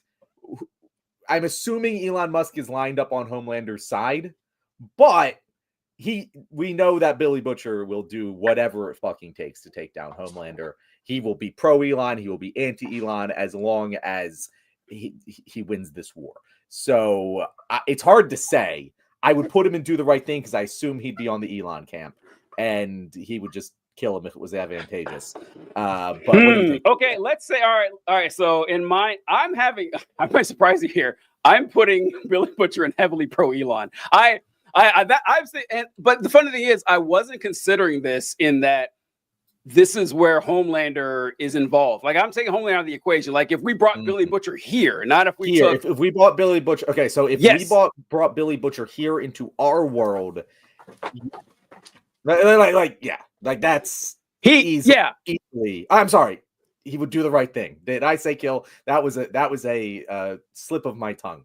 Oh yeah, He sorry. would do the right thing with Elon Musk. I would agree with that more than Wait, likely. no, that's not what I said. No, I think if you brought Billy Butcher here, I don't think he'd give a fuck. I think that I think he'd be pro Elon Musk. I think he'd be like, oh yeah, Elon Musk, because like Billy Butcher isn't a moral crusader by any chance whatsoever, right? He's not a nice person. I don't think he'd care. Like I don't get social justice vibes from Billy Butcher. So I guess it also depends what version of Billy Butcher we're talking about, because like Billy Butcher, he does at least start out with a moral reasoning for why he's doing what he's doing, and is very clearly I'm totally okay with enacting violence on others as long as it's for the greater good. Like that is 100% his philosophy. And it seems to me that he would come down to it's for the greater good that Elon Musk stops hurting people. Now, it would have to get pretty bad for Billy Butcher to waste his time with someone like Elon Musk. Yeah. So like that's the thing. But I don't think he'd be like philosophical bedfellows with Elon. That's why I'm saying like Billy Butcher is like an ultimate utilitarian of like, if Elon Musk helps me, I'm pro. I'm not really pro or against anything. I'm just, if it helps my goals, it works. So that's why I say it's more likely that he would be oppositional to Elon Musk. You know what? You moved me, John. I am going to put him in the slightly anti-Elon category. You dropped me down two rungs there. Okay. All right. I didn't think I would move that, but you made a good argument there. What did Kyle say? Butcher is supposed to be the hypocritical leftists who say they want to take down the system, but really want to run it. Oh, I disagree with that, Kyle. No, like Butcher wants to take down. Butcher would rather everyone in the world die in a nuclear holocaust than allow a world to continue with Homelander in it. Like he is.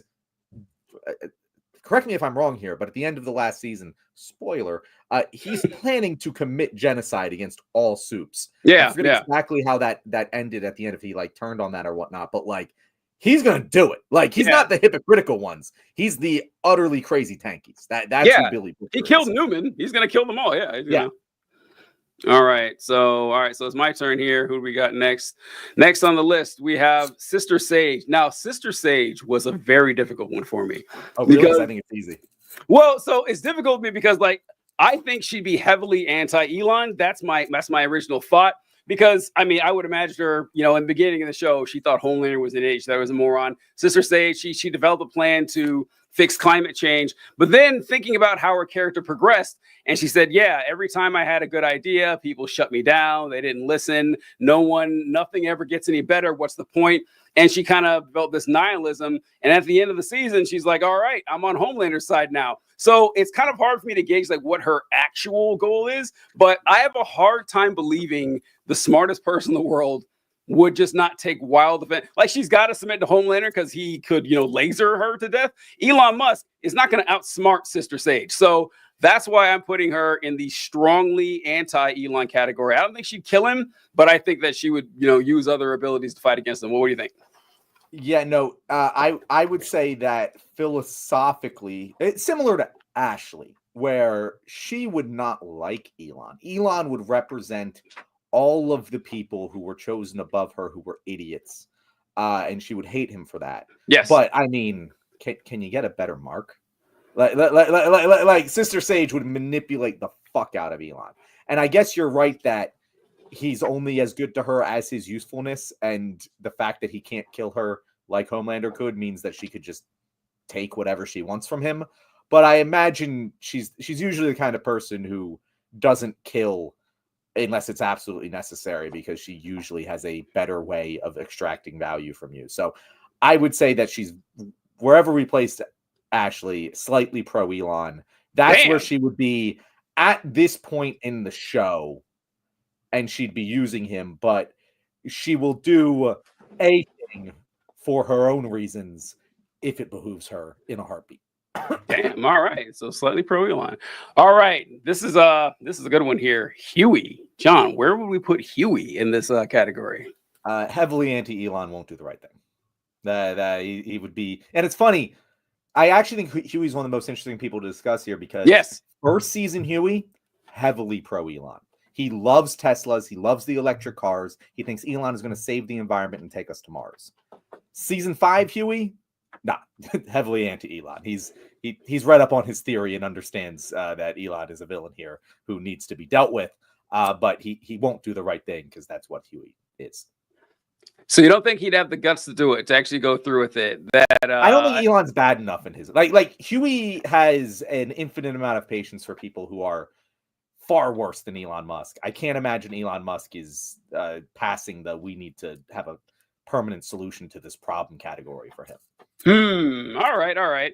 I was juggling between slightly anti-Elon and heavily anti-Elon. I wasn't sure because you're right. Like in the beginning, Huey doesn't go out looking for a fight here. Like Huey's just minding his own business, and he gets involved, like when it personally affects him. So would he be oblivious to this? Is this just something that he just kind of like in this universe? Would there be a boys type group to loop him in and say, "Oh, we really need to fight against Elon"? But learning more and more about Huey's character as time goes on, I can't possibly see him ever being in the pro Elon categories, neither one. And I can't see him saying, okay, yes, I need to take care of this guy, whatever that means. So I'm putting him in the heavily anti-Elon category. Yeah. All right. No, I think that's exactly where I think that we're the most right about that of everyone so far. I'm most confident in that. Yes. Yeah. Kyle says he has too much compound V in his system and it would kill. Oh, he's talking about Butcher. He's saying, yeah, in the comics, Butcher reverts on the plan because it would kill him. I don't think that's what's going to happen here. The show is much better than the comics, even though the show has deteriorated slightly. And yeah, I do think that we're going to see a very different ending than anything that happens in the comics. Okay, so this might be our most controversial one. I don't know. I have no idea what John's going to say here. Homelander. Would Homelander be pro-Elon Musk, anti-Elon Musk, or would he do the right thing and take care of this Elon problem once and for all? So Go ahead. Oh, so it's going to be your call, John. But so my guess is that I'm going to put Homelander heavily pro-Elon. That's where I'm putting Homelander, and I'm putting him here because we mentioned like Homelander, he wants nothing more. He wants nothing more than to be loved. Like he and Elon share that. They have that in common, that the love of the people means everything to them. They have all the power in the world, but it's not enough. But I don't think they would bond over that. That's not where I'm going. I don't think they would bond over that.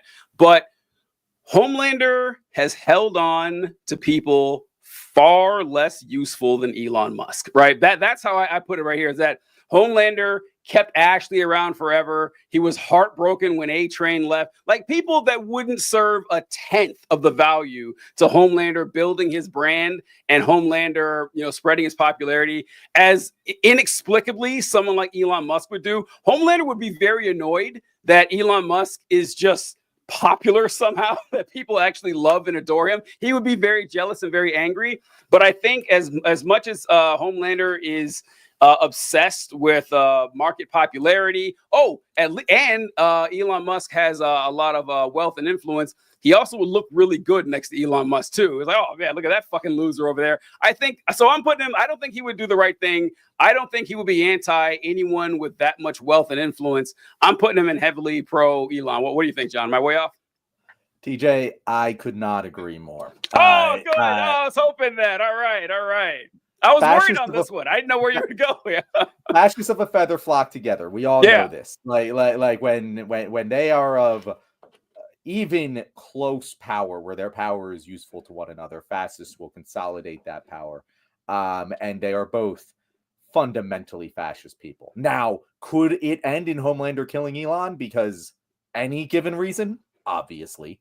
But he'd probably still be heavily pro-Elon ideologically as he does it. And I would imagine that any world where Homelander and Compound V exist, Elon Musk is taking the shit out. Oh, God, he is. Elon Musk would be a very powerful soup if Compound V existed, because he would make sure of that.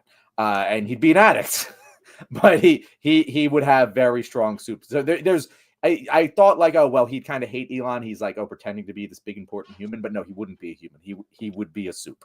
So like the only time that he would be anti-Elon is if Elon was still human, which I just don't see in any version of the reality we're talking about here.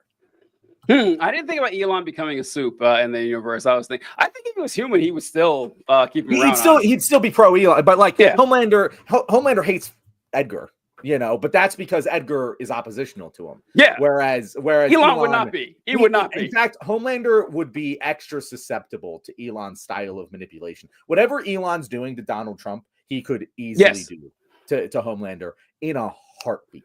Yeah, and I agree. Yeah, I think that Elon would be snuggled up right next to Homelander. All right, I agree. All right, next on the list, Black Noir, the original Black Noir. Or where do you think he would stand with Elon? I think that he would be slightly anti-Elon, but still go along with it anyway. I was interesting why you put the original Black Noir on this list, because I feel like he's kind of a flat character. But I also might be misremembering things. So what are your thoughts on him? So when we first meet Black Noir in the first couple, by the way, I love the name Black Noir. Like his name is Black Dark. Like it's just like it's so funny. It's so funny. Really funny. That is so funny. But and it's really funny that he is black. Yeah, like, I know, right? You totally see the commentary there. Just like, yeah, we're gonna name the black guy Black. Well, they actually had a funny scene in the first season when Homelander is talking about how they have 2 women on the team where we're diverse, and Maeve is bisexual, and Black Noir, well, we really don't know what his skin color is, so who knows? So I thought that was pretty funny. And then we will make him a black guy. But Black Noir, once again, like a lot of characters in the show, the principles that they have of fighting against evil only seem to manifest when the evil works against them. They're essentially like, every Republican you've ever met. And so Black Noir, his original goal when we finally hear him talk, he wants to be in show business. He's sick of being, behind the mask. He wanted to be in like Lethal Weapon or something like that. And Soldier Boy said, "You're not funny. You're not going to make it. You need to stay on the team," and beats the shit out of him. And so he has the brain damage, and then he remains loyal to Homelander. I have seen very little like emotional intelligence or very little empathy or like any redeeming value out of Black Noir, other than, hey, he stood up against Soldier Boy and Homelander every now and again. So I'm actually putting him on heavily pro Elon. I don't see any reason to think he wouldn't submit to authority and, be the good little dog that he was, just like his entire. Yeah, in the end, like we felt bad for him and everything, but why? I think people like Black Noir because, he is mysterious and he is weird, but I don't get good guy vibes from him whatsoever. So I'm putting him in the heavily pro Elon, right next to his good buddy Homelander. Given the brain damage thing, I'll just say if RFK is pro Elon, so is Black Noir. I like it. I like it. Did you see that commercial he did for Steak and Shake? Did you see that? I did not know. Well, it wasn't a commercial, but he did a Fox News interview with Sean. He was in a Steak and Shake. Yes, yeah. He did a Fox News interview with Sean Hannity, and while they're talking, he says, "And Steak and Shake has they're now frying their French fries in beef tallow. They're doing a really good job. Customers are raving about it." He just kept talking about how great Steak and Shake was. Like, this is. I know it's so lazy to make the idiocracy jokes, but you can't anymore. It's like it's brought to you by Carl's Jr. like right in front of your face. What are you gonna say? All right, who do we got next? I think it's my turn here. Stan Edgar. Oh boy. Oh man. I actually didn't think about my answer for this one, which is weird because I made the list. Stan Edgar. You know what? I got my answer. All right. I think that Stan Edgar would be heavily anti-Elon because they are both, in charge of businesses. They're obviously going to be rivals, whatever. He would have no respect. Either one of two things would happen. Either one, Stan Edgar would outsmart Elon Musk and have a better, more money and more control, more power and influence, or Elon Musk would Mr. Magoo his way to the top, just fumble around just like he did in the real world, and Edgar would be beneath him. Either fucking way, Stan Edgar is going to despise this guy. I don't think he's going to kill him. I don't think he sees him as enough of a threat. Even if Elon had the upper hand, he's like, yeah, eventually I'm taking this guy down. He's going to step on his own dick and fuck things up, or I'm going to outsmart him in the end. But I'm putting him in the solidly anti-Elon category. What about you, John? Yeah, I would even put him as far as do the right thing. Oh shit! Just for the sake of how much he would personally despise Elon Musk to his core. Yeah. Like, Edgar is, say what you will about him, say that he is a terrible human being who's ruined the planet, because that is true. Yeah. But this man earned it. This man earned the ability to destroy the planet. He built every bit of this nuclear catastrophe from the ground floor up. He would despise someone like Elon Musk, and he would take him out just for the fun of it. Just for the fun of it. He wouldn't even care. He would see Elon as subhuman as Homelander sees the rest of us. Like he would probably hate Homelander more than anyone else on this list. And I don't even think it's close. Even if Elon personally attacked Mother's Milk, I don't think that Mother's Milk has the level of hatred within him to hate him more than Edgar would. So that's my take on that. I think this is the one we agree on the most right here. Is that, or no, actually no, I didn't think he'd kill him, but the hatred part, the hatred of Musk. That I think Edgar would just take personal offense that they're in the same category. That he would do the right thing, and it would actually also be for the right reasons. Because I was like, would he do the right thing for the wrong reasons? But no, he would do it because he deems Elon to not be worthy of existence anymore, and he would be correct about that. You know what? You know why? Another reason too is that Stan Edgar actually worked with Nazis, and he's gonna but I make myself presentable. Like I actually, I respected those Nazis. Yeah, exactly. It's not the ideology; it's your execution that I exactly. despise. Yeah, you're giving them a bad name, man. I take offense. All the work I put into making Nazi ideology look respectable and be a household name. It's like, look what you're doing here, man. You're throwing out. It's like Nick Fuentes. It's like Nick Fuentes. You see that? Yes, week? Yeah. It's like, come on. I hate to admit it, but they were kind of right about Trump. He's clearly not in this for the cause. He's in this for himself. It is like, imagine Stan Edgar watching TV and seeing Elon Musk hit the Nazi salute at the inauguration. Like, what is happening? He'd be calling fucking head exploder Newman. He'd be calling Newman, pop it, pop it right now. He would call Newman. He would call what was that guy's name? Thomas Crooks or whatever, the guy from Butler. He'd have the deep supply and bad V. Yes, yeah, right. And it would be an overdose. Everyone would be like, "Oh yeah, that makes sense." All right, so last one here, Kamiko. Okay, it's my turn, I think. All right, Kamiko. No, actually, no. We just did. So it's your turn. Okay, good. Yeah, so Kamiko would do the right thing. like she would probably hate him less than anyone else on this list, but she'd also have the least qualms about getting rid of him. Like she wouldn't even think that hard about it. I guess it kind of depends on what version of Kamiko we're talking about here, but through most of her run, she would have no problem with just. I'm kind of kicking myself here because what I should have done is added a sixth secret category that I would go to now, which would be do the right thing and enjoy the fuck out of it. That's what I would put Kamiko. Like Kamiko's an immigrant already. Okay. So first off, that's going to, and she's a minority. Yeah, of course she would do the right fucking thing. Like the thought of the joy on Kamiko's face of doing the right thing would hurt Elon Musk.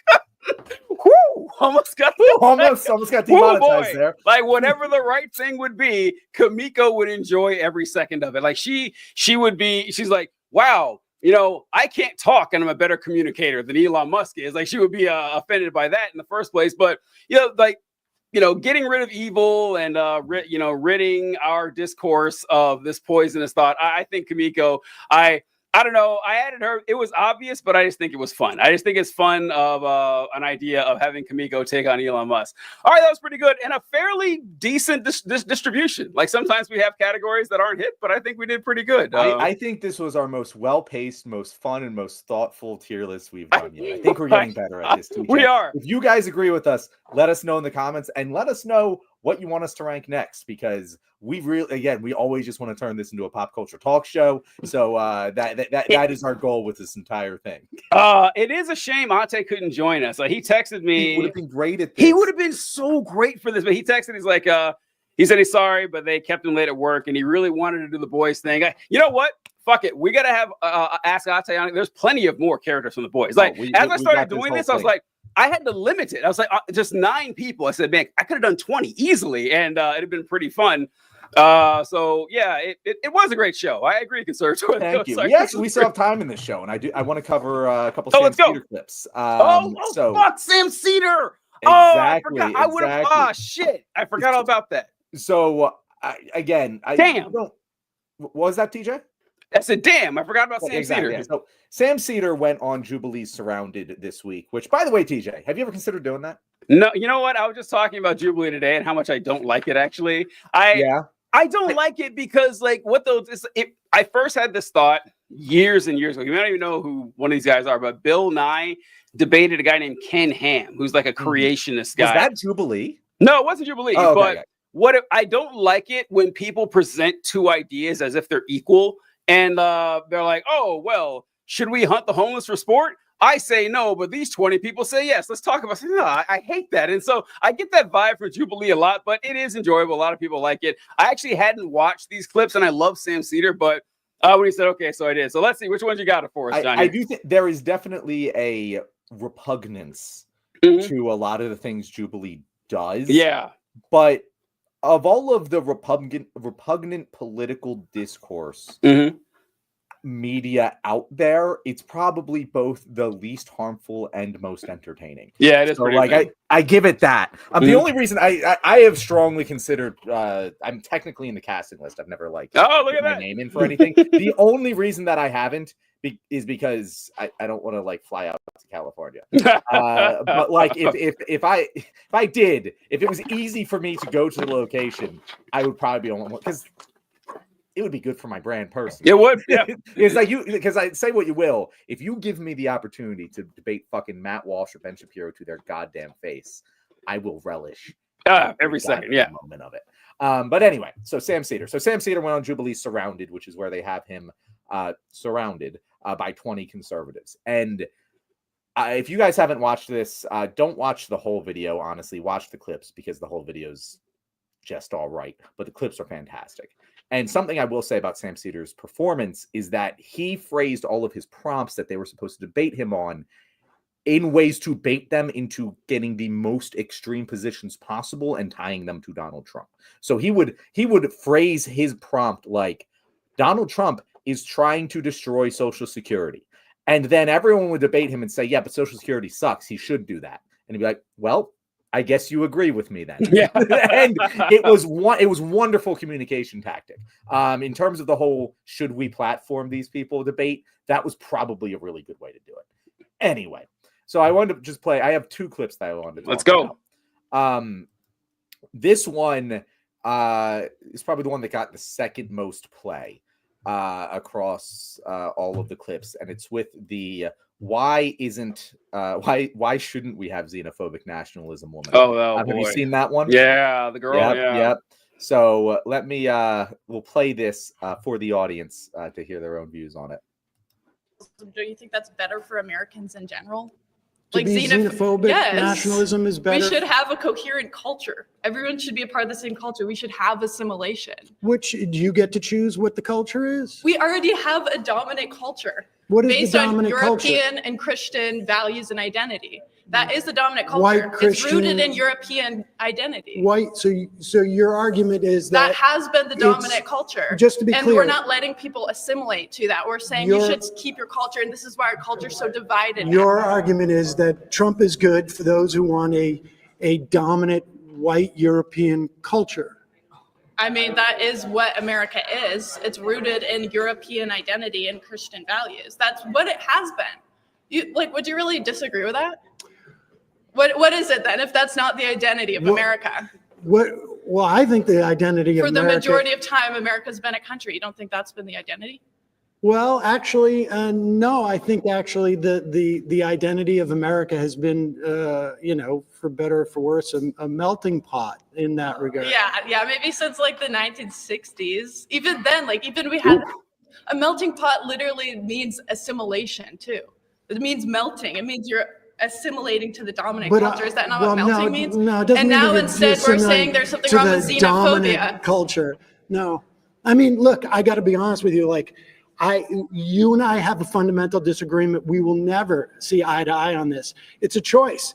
And people, I think what you're expressing, though, is really what the Trump movement at its heart is about. And I think that's problematic. I disagree. I don't think Trump's like. Okay, so she then goes on to say Trump isn't fucking xenophobic enough for her, which is hilarious.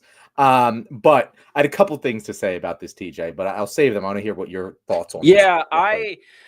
Listen, I do respect the honesty. I really do. I wish we say this all the time, DJ. I do. I so wish more conservatives were like this, where they says, listen, I ask them all the time, said, okay, is it important to you that America, the United States of America, remains a majority white Christian nation? I love asking this question because the answer for them is yes. Like, it's very important that it remains that way.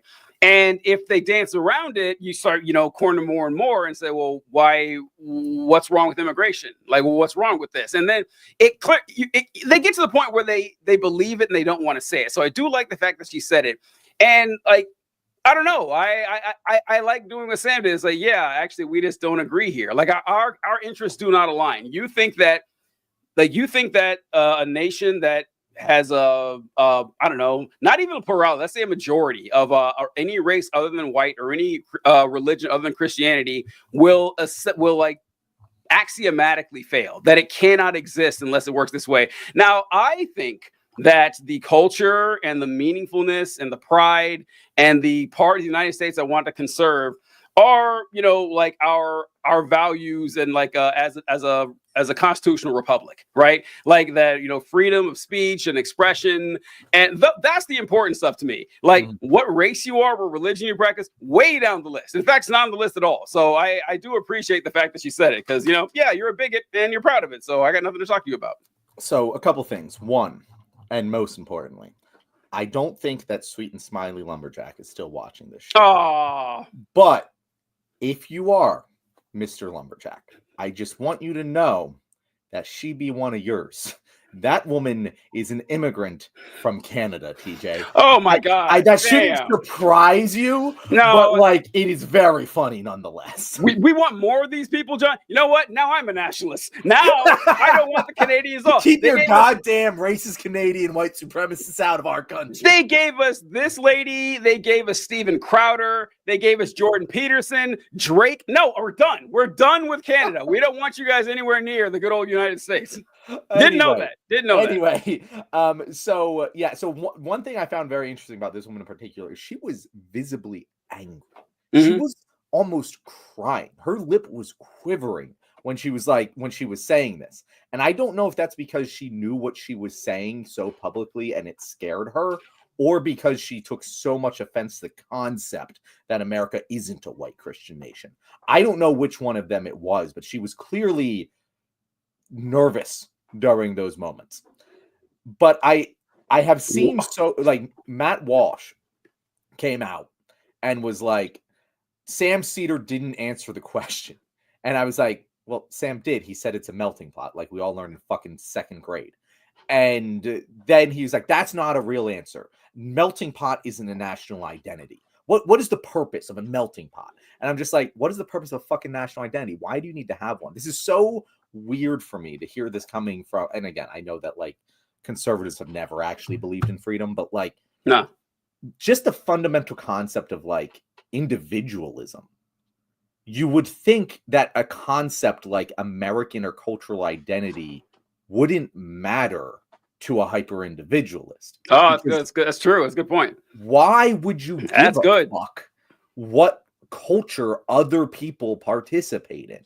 It takes some personal responsibility for building the culture in your life that you would like to see. Don't use the government to stop people from having the freedom of doing the same in their own country. Doesn't make any sense. If you are a small government, personal responsibility, individualist, you shouldn't give a flying fuck about what other people think your nation's cultural identity is. And secondly, Jesus fucking Christ, like a melting pot scientifically doesn't have a dominant thing. It's molten fucking metal that's all mixed together. There's no dominant metal. There's no undominant metal. It is fluid liquid, you stupid sons of bitches. Like, I understand you're not arguing in good faith, but to argue that one thing assimilates into the other in a melting pot is so utterly absurd that, like, I just can't even. What do they think a melting pot is? Two things on what you said there. I love that comment about how conservatives, these individualistic minded conservatives, get collectivist and get communal mighty quick when it comes to culture changing. All of a sudden, then we're not individuals after all. We're actually, the sum of our parts. And yeah, the melting pot thing, they refuse because they don't believe in the melting pot. Like, it's like they don't. Like they never have. They never have. It was weird how she said the 1960s. I can't remember what happened in the 1960s. Yeah, I know. Yeah, it's like, conservatives don't want a melting pot. They want a tossed salad. That's what they want. Or maybe it's that they want, each individual part to itself. But that's a great point about the fact that she says melting pot, but they don't believe in it because they think a melting pot means bronze is actually just brass. It's got a little bit of tin in there, but it's brass. Calling it bronze is like, no, it's not brass. It's not tin. It's bronze. It's a brand new thing.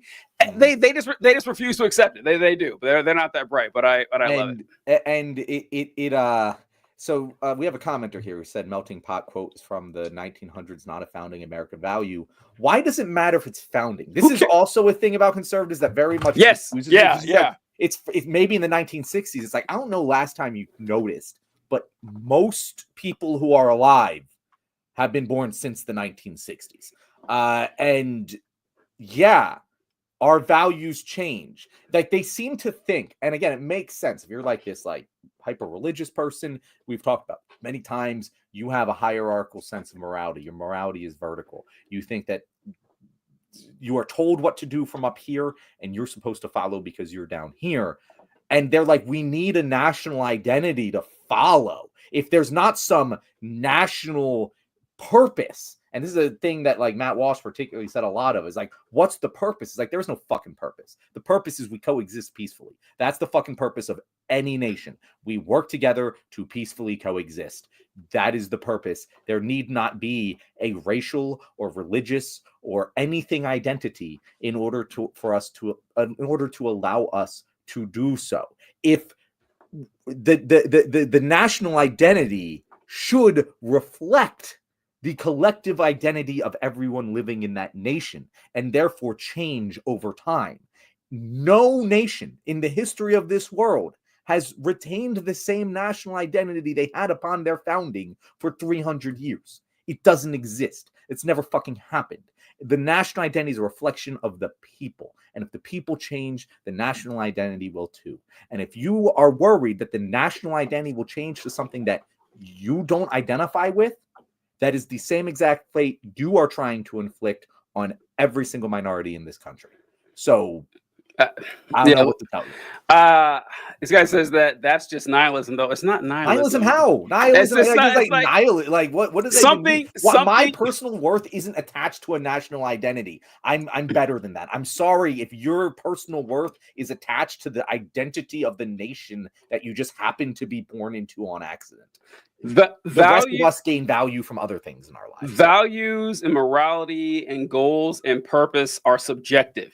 That doesn't mean they don't exist, right? Like it's like there is no objective of like the United States should be this, right? Yeah. That doesn't exist. And so it's like, well, what do we want it to be? Because that's why the nation is here. Like, we don't exist to serve the nation. The nation exists to serve us. That's why society exists, why community exists. We want to make life better for ourselves, our friends, our family, our loved ones, and our posterity. That's why it's there. If the founders said something, we don't have to just take it as scripture, like it came from God. This is some absurdity that you always hear, like, for example, people now, once again, I am not an anti-Second Amendment guy or whatever, but, whenever you're talking about, well, obviously there need to be rules on it. They'll say, well, James Madison said, shall not be infringed. I don't give a fuck what James Madison thought. James Madison's been dead for hundreds of years, okay? He had some good ideas and he had bad ideas, but he was a human fucking being. This idea that the founders had, like, I saw a guy comment that he doesn't like political parties because George Washington said that we shouldn't have political parties. First off, fuck you. Second, like George Washington said that, but like any good moderate, he had a political party. He just didn't declare as one. Like he sided with the Federalists every fucking issue and then said, I'm above it all, man. I don't believe in political parties. It's insane. And it's just like and third, who cares what he said? Like, if you don't think political parties are a good idea, first, I don't think you understand how politics work, okay? Like, political parties exist for a very good reason. And if you got rid of them, they would just exist informally. You're never going to get rid of political parties, not in a constitutional republic like we have. But we need to stop wedding ourselves to like getting married, not wedding, like peeing yourself, like wedding ourselves, to the thoughts of people who have been dead for hundreds of years. They had no idea what's going on. And also, that was a weird comment where he said, well, the phrase came from the 1900s. Well, all right. So did I. Yeah, right. It reminds me, like, people, like, they put a lot of stock in, like, the word and its origin or something. I remember talking to someone about how I didn't believe in God or whatever. And people said, and this guy was like, well, the word universe, right? It's two words, una and verse. It comes from one word. That's how you know the universe was spoken into existence by God. It's like, that's just a fucking word, man. Who cares about the etymology of it? The concept is what matters. But I don't know. It's wild. It bothers me. Well, what bothers me is that it is the end of this show right now, and we have no more time. So if you're watching this and you want to see more of us, definitely subscribe. Let us know in a comment what you want to see us talk about next week. You can also send your left-wing reader mailbag messages to leftwingpod@gmail.com if you have a specific question you want us to answer next week. TJ, how about you take us away? Yeah, all right, guys. Thanks for joining us. We had a fun show. Too bad Ate couldn't join us. Next week will be on Tuesday and Wednesday. Feel free to join us. Then we'll have Tennessee Brando joining us next Wednesday. Always a pleasure to have him. And unlike the Founding Fathers, you can take our word as gospel. Do what we say. We demand it. Catch you guys later.